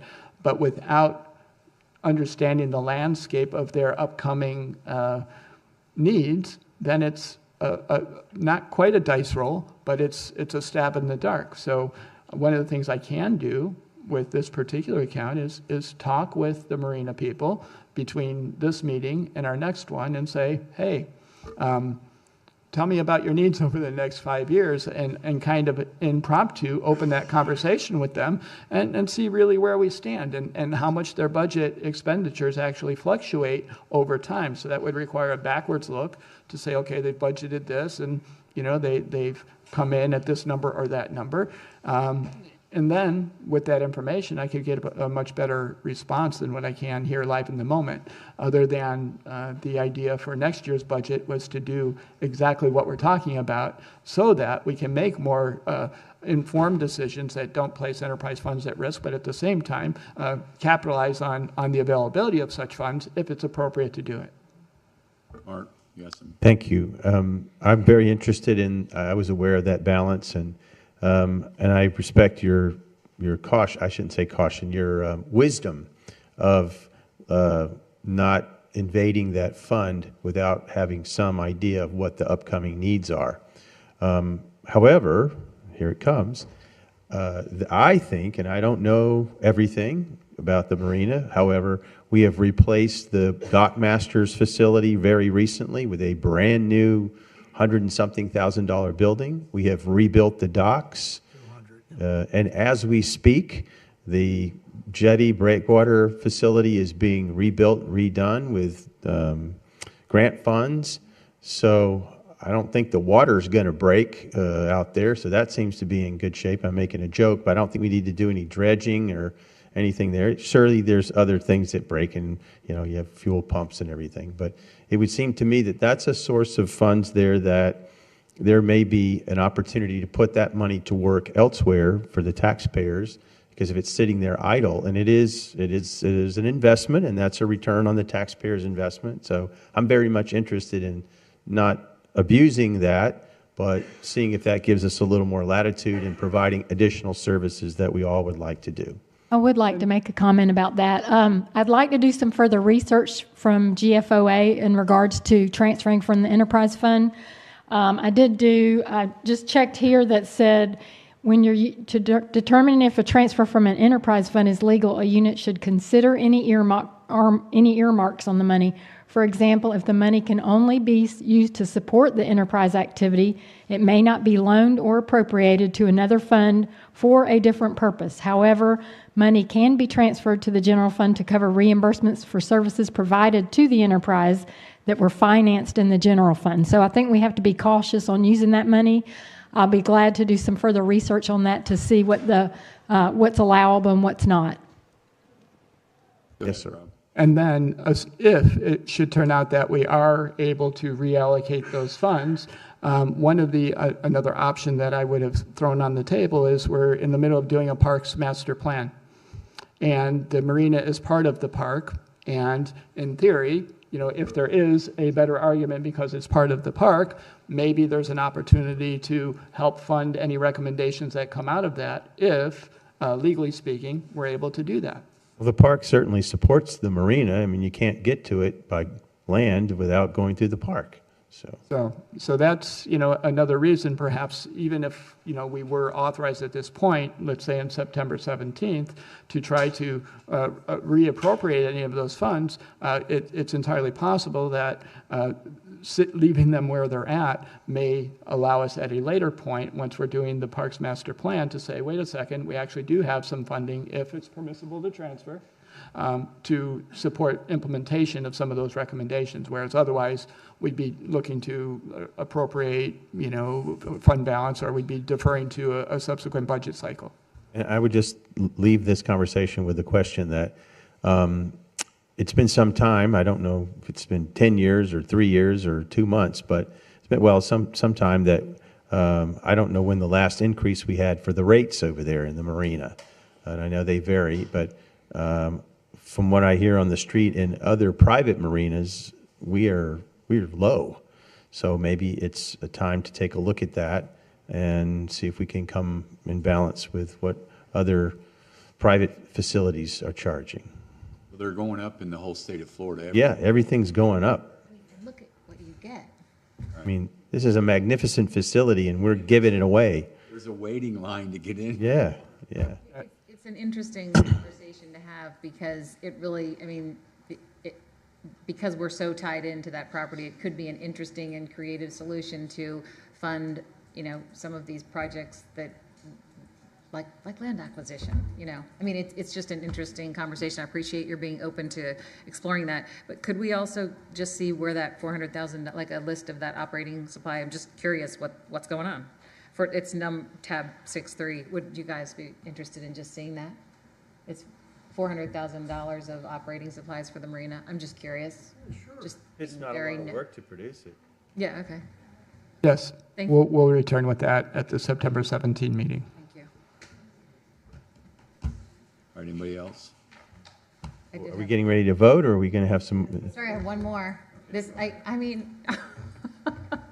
So we, as I recall from last budget season, we had this lengthy conversation about COLA, and I know that we are. Oh, go for it, Sharon. No. Same thing, you're on a roll. No, it's just what I was gonna So it looks like it looks like it's at 5%. They put forward minimum, 20 counties, similar size, and it looks like the average is 3.5. And I guess last year the COLA was like 9% or something. We had a big discussion about it. I remember that. Wasn't it 9%? Yeah, I'm because not of sure. COVID. Was it a COVID response? Yeah. So I just think we should have that conversation. I know that, well, anyway, I think that we should have that conversation. Yes. I'd like to add one thing real quick. I think some of those comparisons where they had threes actually had additional increments that were awarded based on performance.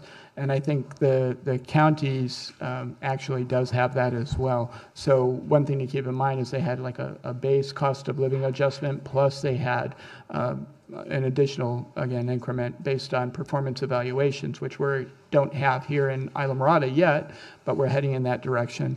And I would also highlight that while the cost of living increase that was published was like 3.46 or something like that, I don't recall the exact number, for the metropolitan area around Miami, keep in mind that covers everywhere from Homestead to Miami Beach, whatever all falls in that MSA. And we happen to be probably in one of the more expensive areas of that MSA. So that in part supported the recommendation for fives. Is one, we can't add an increment for performance evaluations because we don't have it.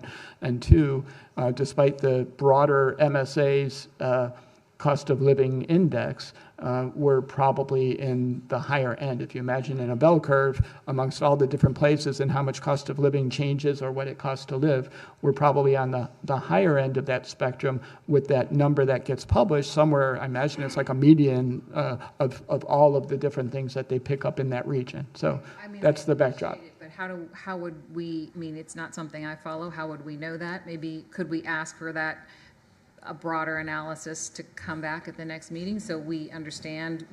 Well, I think this was included in here for us to refer to. Right? Yes. So, I wonder if we could, do we need more information? Which page are you on there? 114. 114.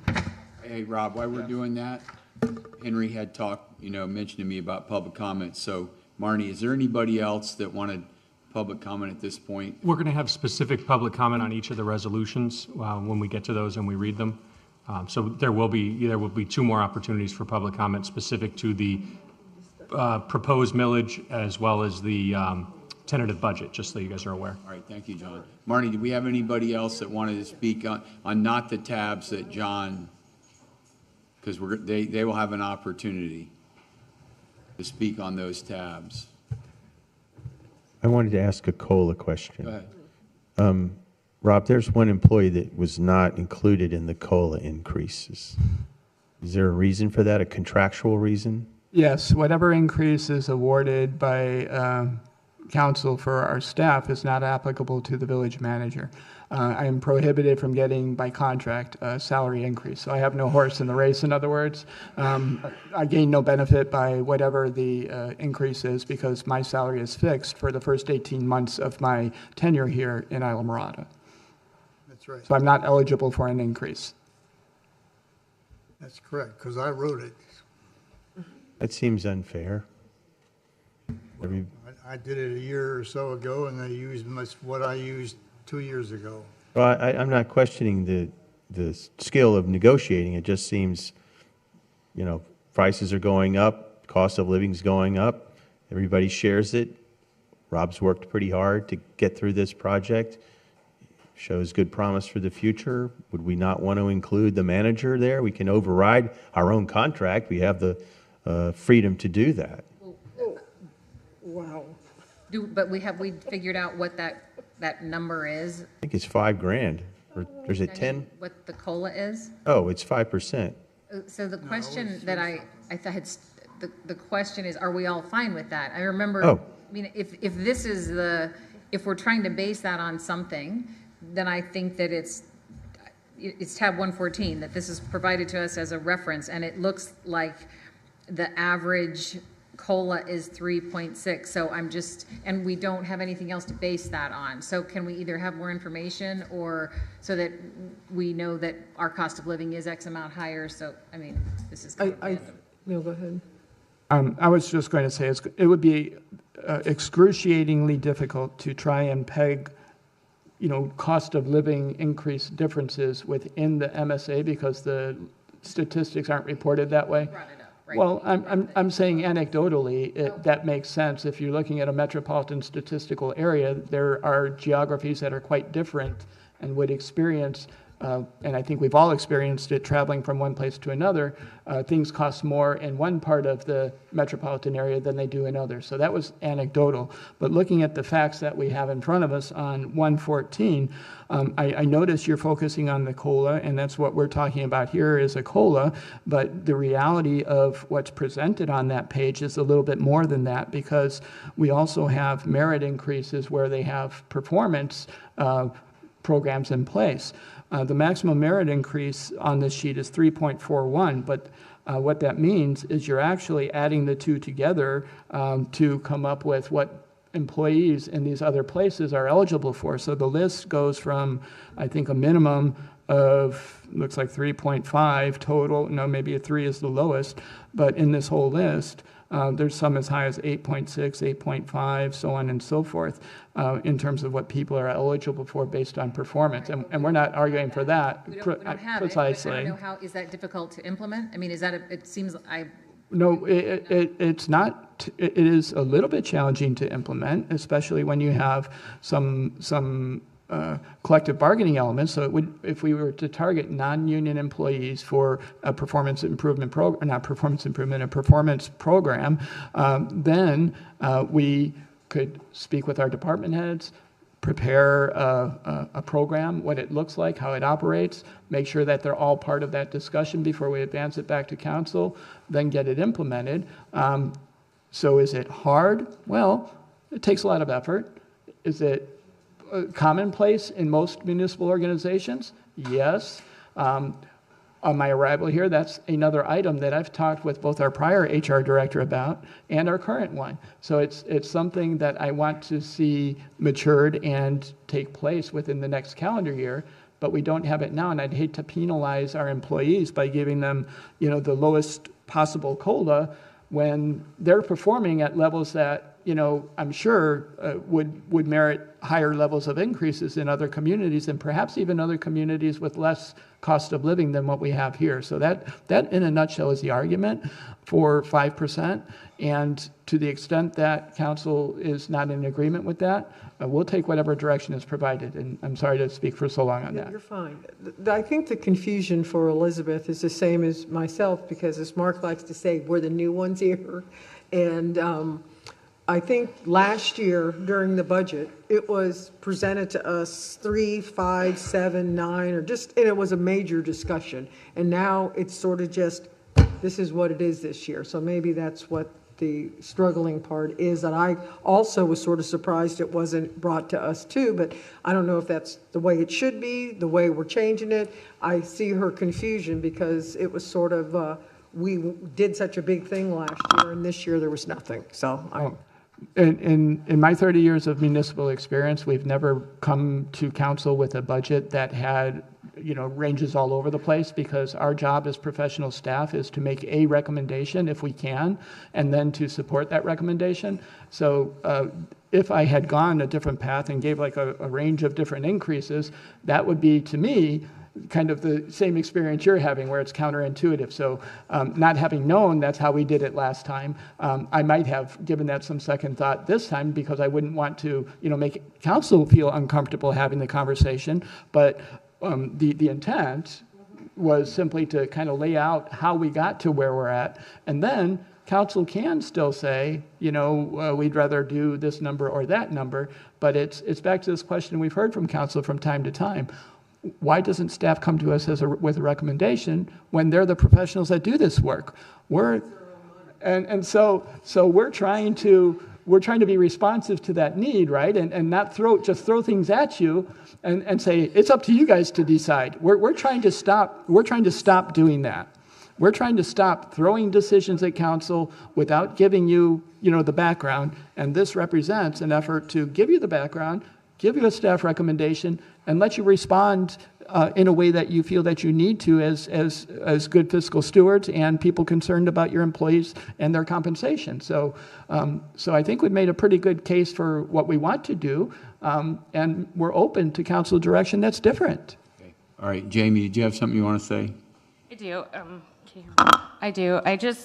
I didn't include from the workshop in your current package because at the workshop I showed you a 4% increase and a 5% increase, and there was no discussion as to not doing a 5. So I didn't include this in your packet this time. But the COLA, the actual COLA or the CPI and then the Social Security together, those two things are what was included in your packet for the workshop. So I would, hopefully you still have those. I'm not sure if you do. If you don't, I can give it to you offline. But basically the average for just the cost of living was 3.41, but we don't have merit, as Rob said. So staff is recommending 5%, but I also put 4% in there, and the difference is about $70,000. So 4%, if you wanted to go with 4%, the impact to the wages and salaries would be about $70,000 versus the 5%. So, Thank you, and I can Jamie. add more information if you guys need it. I can send it to you offline. All right, thank you. So, Marnie, let's let somebody else want to speak. You got a couple people. Let's let them speak, and then we'll move on. Okay, we have Deb Gillis and Don Horton. Who's coming first? Deb gave me hers first.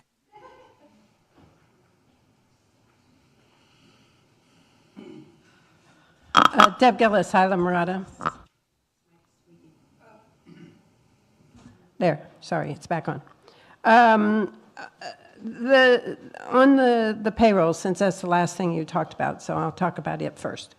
Whether you go 4% or 5% or 4.5% or whatever, that's your decision.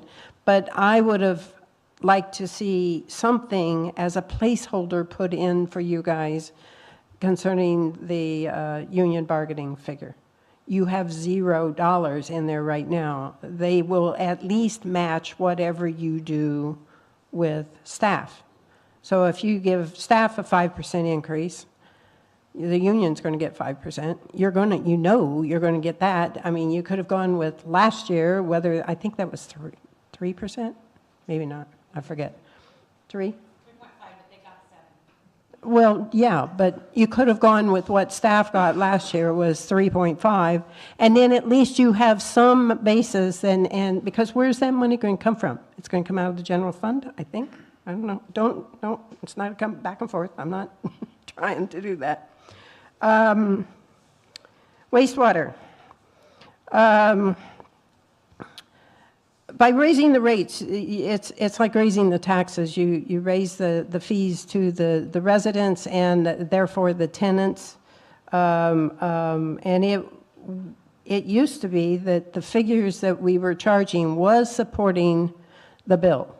Now, whether it's because we have more repairs and more upgrades that we're doing to the system that it's not paying for itself anymore. I do know that when we put the wastewater system together, we did roll the paving into that project because it was part of the project. And so therefore, we've been doing that transfer of fund all these years to help pay for that came out of the general fund.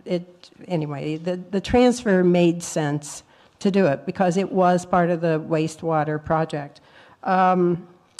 When you raise the wastewater rates, and I was one that we said, we understand that someday we're going to have to do this, but we should hold them as long as we can. It's kind of like on taxes. You need to hold it as long as you can before you raise that bill because it directly affects everybody. I think 2 years ago it was paying for itself. I'm not sure about that, but The Marina Fund, the extra money in the Marina Fund. Someday, you're going to have to replace, repair, fix the existing docks. We spent a ton of money to do that, and we funded it out of the general account. May I have a couple more minutes? We spent lots of money out of the general account to get that done because we knew eventually we'd have a A1 facility that we could make money off of. Maybe it's time that maybe we can figure out how to transfer that money back. But you need to plan your 5-year projects and not steal that money from them because one of these days they're going to have to replace the docks again, and that was a lot of money. Yeah, let's try to. And one more item, I know. When you change the millage rate, you always talk about the homeowners, but when you talk about the homeowners, you have to remember that the renters take the blunt of that too. If you lower the millage to do the homeowners right, most of your renters or most of your homeowners that are renting are not going to lower their landlord. As a landlord, they're not going to lower that. So just keep that in mind, is that you're doing right by the homeowners by lowering that, but how many of our citizens are renters versus homeowners? Thank you. All right, Don, come on. Thank you, Mayor and Council, and thanks for this bite at the apple. I'm sorry, but as so much discussion has gone on tonight, there's so many random thoughts that come just the same as happens to you. $1 million in the Marina Fund is nothing when it comes to marine work. Marine work is the most expensive work that you can do in Islamorada, and $1 million is nothing.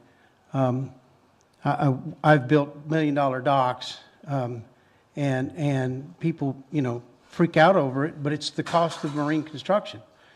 Maybe it's too late to think outside the box, but has anybody actually sat down and talked about discussing with Key Largo Wastewater and seeing if we could revise our contract and have them maintain our system? Let's listen to their engineers. Since it's their system, we've got to pump to them. It's their system. We should listen to their engineers.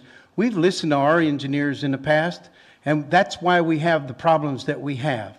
These folks want us to be up and running and working right and pumping to them. It's like Jill said, we're their best customer, and we're still kicking and screaming. We've got to send it to them, and they should have a system that we should have a system, and they should have a system that's ours that we trust. So I see no reason why we couldn't sit down and renegotiate with them. Has anyone discussed if we could lower the costs, maybe have private private-public partnerships contracting out our right-of-way and our mowing and our trimming instead of continuing to buy more F-250s or 2,500 Chevys or 20 trucks parked in the back here. They're beautiful trucks. I love them. I'm a truck guy. But we just don't need to keep collecting trucks. And then we keep collecting trucks, and we keep collecting chippers, and we keep collecting pumpers. And now we've got to start finding property. And Mark, I know you want to acquire property, but I agree with Sharon. Why jump in with a $3 million with land acquisition? I don't understand why we were so giddy buying the Machado property, and now we're talking about selling it. Holy smokes, it sounds like, a little bait and switch on the public. I think it's a little disingenuous, if not a lot, to make it sound like we just are, we're acquiring property or we're not acquiring property. And then on the other hand, you say, well, we've acquired it, now let's sell it. You can't have it both ways. And I guess my last random thought is, 5% is really not getting your staff ahead. So if you're going to make cuts somewhere logic. Don't cut it on your staff. Thanks. Thank you, Don. All right, public comments closed. Council? Do you have any? Pardon me, Mayor, we have a hand up on Zoom that I didn't see. Okay. Okay, it's Mr. Wishmeyer. Okay, Mr. Wishmeyer, go ahead. Yes, thank you very much. Joe Wishmeyer, Plantation Key. I hear a lot of talk about the millage, but I just want to remind you that at the 2.65 rate, that's still a 4.5% increase over the rollback.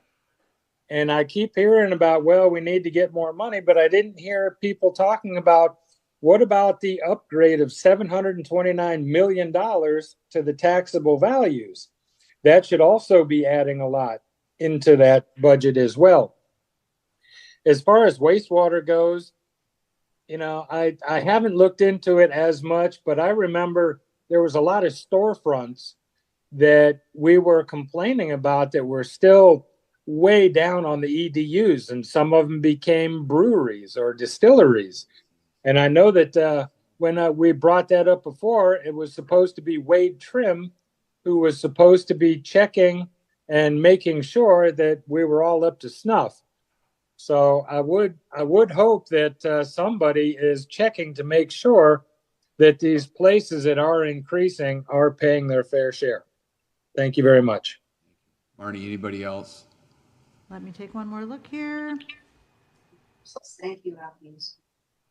No, that's Okay, it. public comments closed. Henry, go ahead. I just want to make one comment. As far as dealing with Key Largo and the wastewater, I had some conversations some time ago, and it kind of fell by the wayside. But I just want to make sure that our manager picked up where I left off, and he is talking to them right now as what you had suggested. So it's, I just want to make a comment that he is doing it. I wish him all the best, but it's going to be a difficult situation because they really don't want to do it, I don't think. You know, but it's he's pursuing it, and I congratulate you on picking up the ball where I probably left off. So thank you. Thank you. All right. All right. We ready? Can we move on here? Are we ready to move on, guys? We need to, so Lisa, at this point, we need to go, the millage rate needs to be determined for, right? Think so. John, did you want to read the resolution? Yep. Yeah, the one that has to go first is the millage rate. Okay. Sets tab 1 in your book.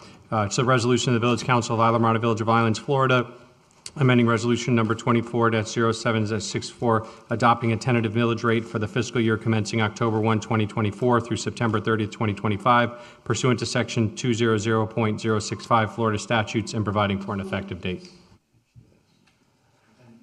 Just as a reminder, the what's listed in there is for our taxing entity, which is obviously Islamorada Village of Islands, is a tentative millage rate from the last discussion, which was 2.65. The rollback rate is 2.5297. So that would be a 4.76% increase above the rollback rate.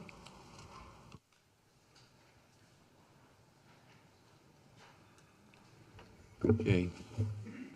Anybody want to start some conversation?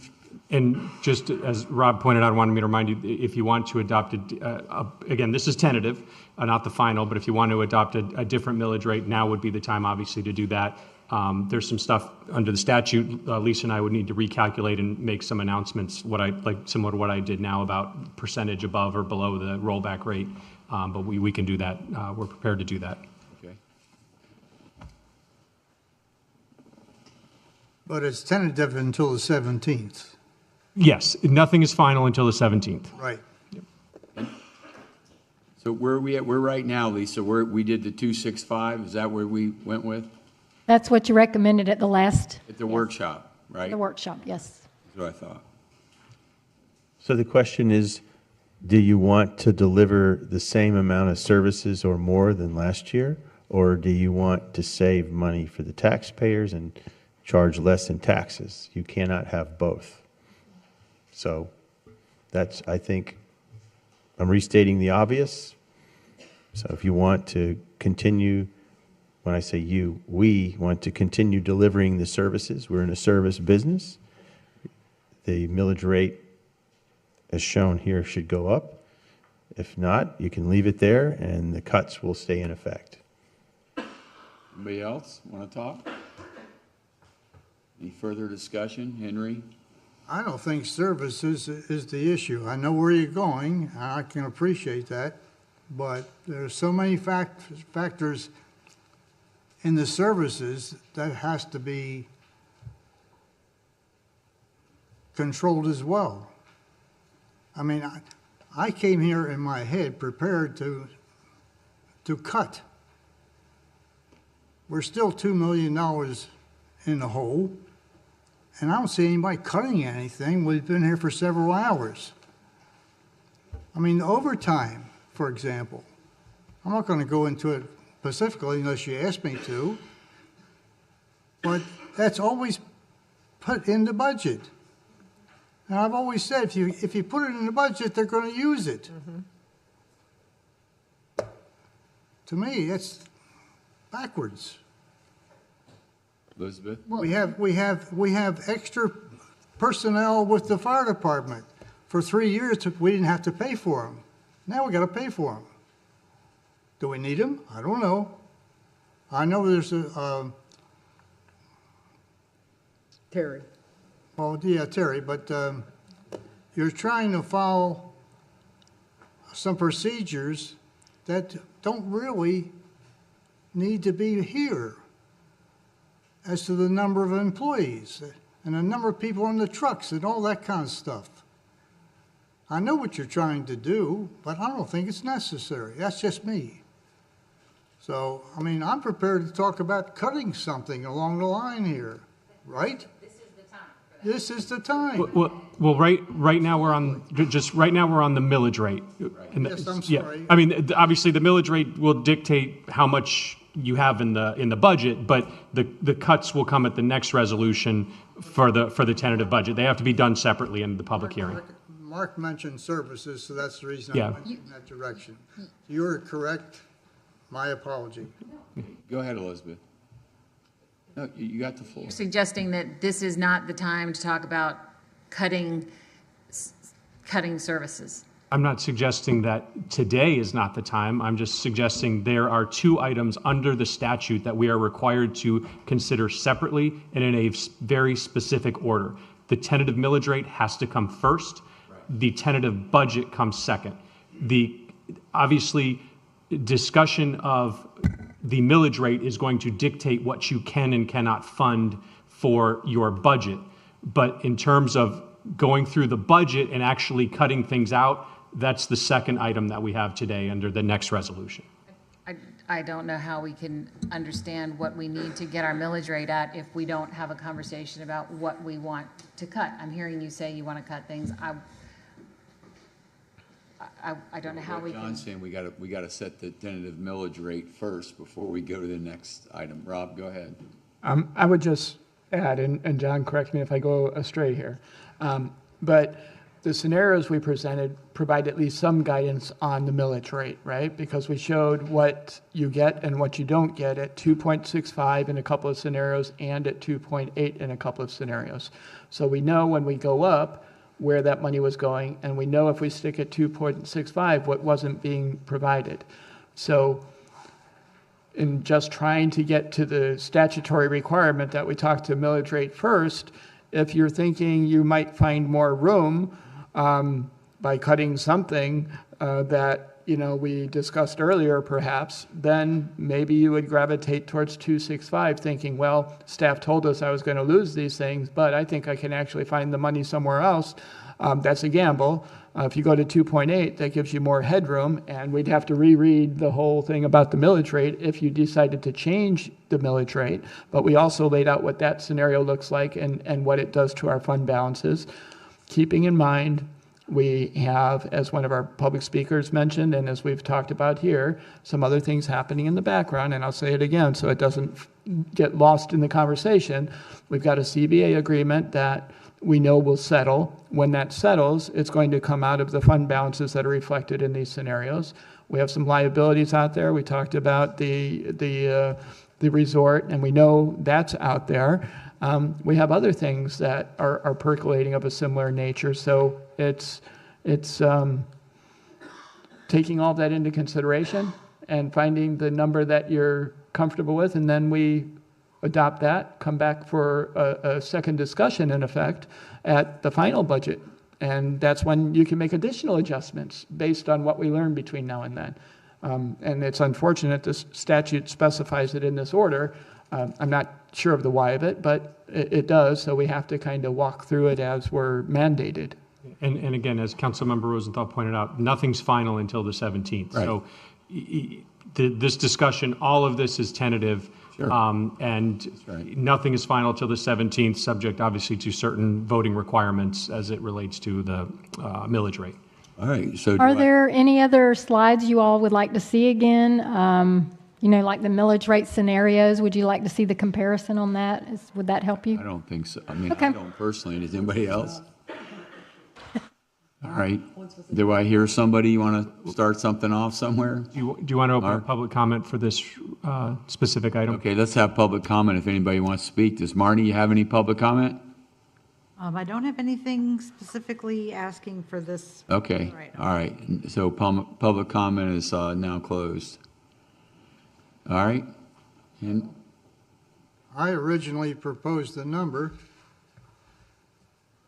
of 2.65, and I'm going to stick with that, just for the sake of the formality of the meeting, and then we can move on and rough it up later, or we can rough it up now. In response to Mark,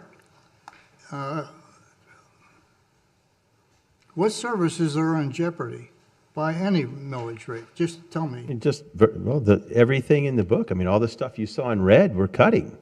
So, the quality and the amount and the quantity of services across the board that we deliver to the public will be compromised by the reductions in the budget. It's just a natural seesaw. Just name one for me, just one.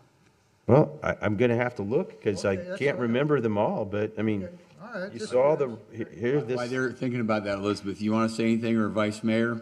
The idea is that, I think John mentioned the term headroom. If we increased it tonight to give ourselves a little bit more time, it's a lot easier to bring it down than it is, like I'm trying to do right now, to bring it up. That's why I was So say a suggesting that. number. Pardon me? Say a number. What's your number? I mean, 2.8. okay, you didn't say that, okay. I'll second it. And that's, as he said, this is not final. You're not going to get in trouble for raising rates in the newspaper. Well, I can't speak for the newspaper. Is that a motion? I move that we adopt the millage rate of 2.8. Well, yeah, that's it. You seconded. Well, So you got to. Well, it was kind of implied, I'd say, but my motion would be to adjust it from 2.65 up to 2.8, certainly with the expectation we're going to fine tune it more between now and the 17th. Well, let's weigh in on how everybody feels. Let's weigh in on how you want to ask us? Go ahead. I got another comment to our council. Discussion. We got a motion and a second. Okay, fine. John, how many votes are required to pass 2.8 or 2.78? At 2.8, ultimately, it would require 4/5 vote.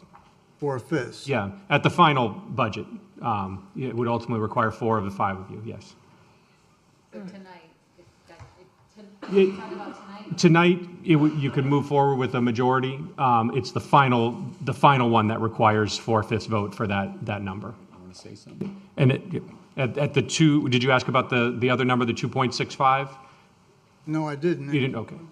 But just to be clear, 2.78 and 8 is 4/5? 2.78 or 2.8, either one would require 4/5, yes. 4/5? Yes. Is there anything there that needs a majority? Anything up to 2.6736 could be done with a simple majority of the council. Okay. But there's nothing with 5 votes for majority. If you go equal to or above 2.9411 would require a unanimous vote of the council. Thank you. And when I say unanimous, that means all 5 of you voting. So if somebody is absent, it doesn't mean 4 out of 4. It would require 5 affirmative votes. You answered my question. Thank you. All right. Go ahead, Vice Mayor. You want to say something? You were going to say something. No, I agree with Henry. 265. Sorry. And I have ways we can cut stuff, so that'll come next. What do you want?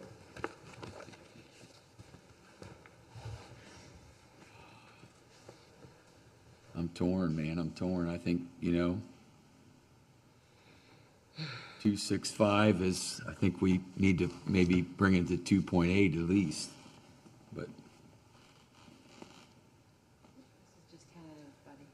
So Marnie, let's call the roll, please. We have a motion and a second. Okay, Councilmember Mark Gregg, Yes. Councilmember Elizabeth Jolin, Councilmember Henry Rosenthal, No. Vice Mayor Sharon Mahoney, Nope. and Mayor Buddy Pinder. Oh, my goodness. I'm going to say yes. Okay, that motion passes 3-2. So for a tentative millage rate of 2.800, that would, and I have to state this under statute, that would be a 10.69% increase above the rollback rate. Right? Just something that's required to be announced by the statute. Just so we make sure, Lisa, that this can be changed if on the 17th, we can come out with our final number, right? Our final Absolutely, number. yes. Okay, all right. So the next is, the last resolution is a resolution of the Village Council of Islamorada, Village of Islands, Florida, providing for an adoption of the tentative budget of the village for the fiscal year 2024 to 2025, commencing on October 1st, 2024, and ending on September 30th, 2025, authorizing expenditure of funds established by the budget, providing for budgetary control, providing for personnel authorization, providing for gifts and grants, providing for amendments, providing for encumbrances, providing for issuance of checks, providing for post-audit, providing for severability, and providing an effective date.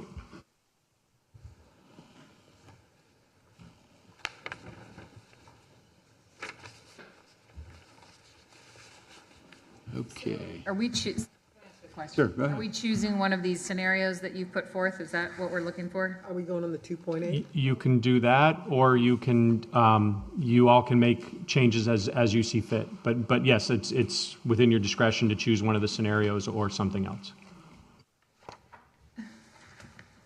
And this too is not final. Correct, yes. This is a tentative budget. Nothing will be final until the 17th. So in the interest of time, since we're going to come back and have this conversation, I would just move to adopt scenario 1B. It's a millage rate of 2.8, and it includes, sorry, this is confusing to find, if you can find it. Scenario 1B. Hold on, it's all the way in the back, isn't it? Again, I think that we're going to, I'll second that. it's totally, this is really like, yeah, this is just in the interest of time.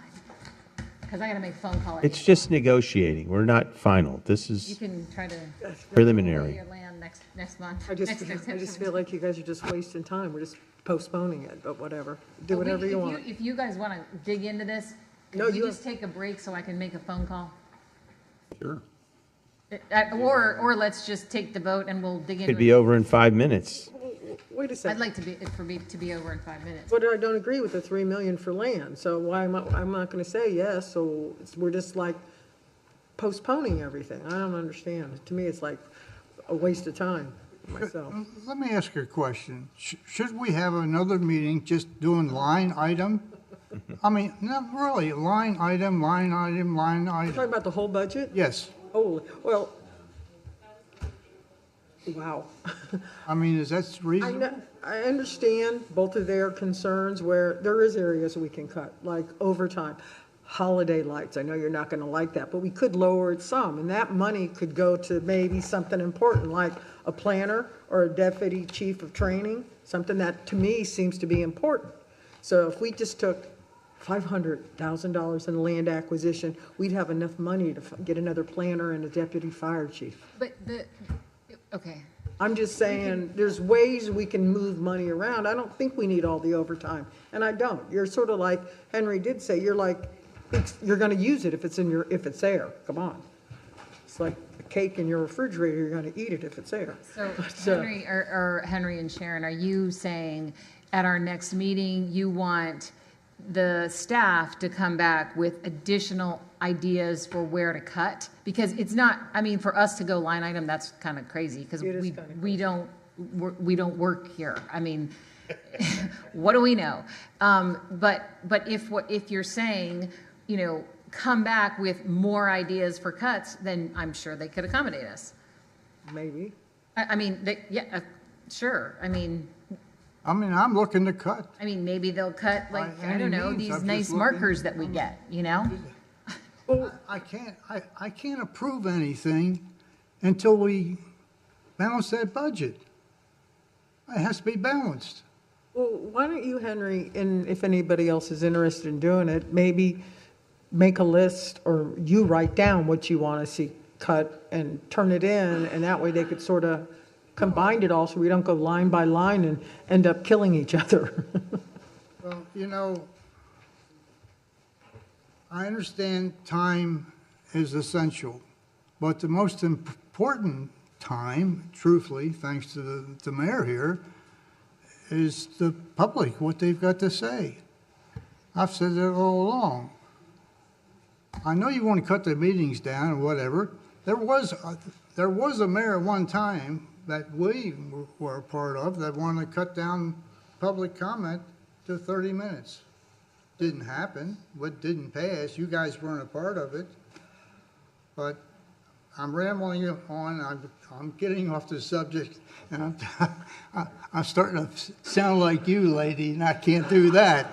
Thank you. So here's the choice. We either got to vote on it, or we're going to take a break and come back to it, but we got to have public comment because it is a tab, so we have to open public comment up. Buddy, she made a motion and I seconded the motion. Okay. All right, well, we got to have public comment before we can. So can we, Marnie, we have anybody for public comment? No one has signed up specifically for this. We have folks who've asked to talk about the budget. Okay, but nobody for this tab.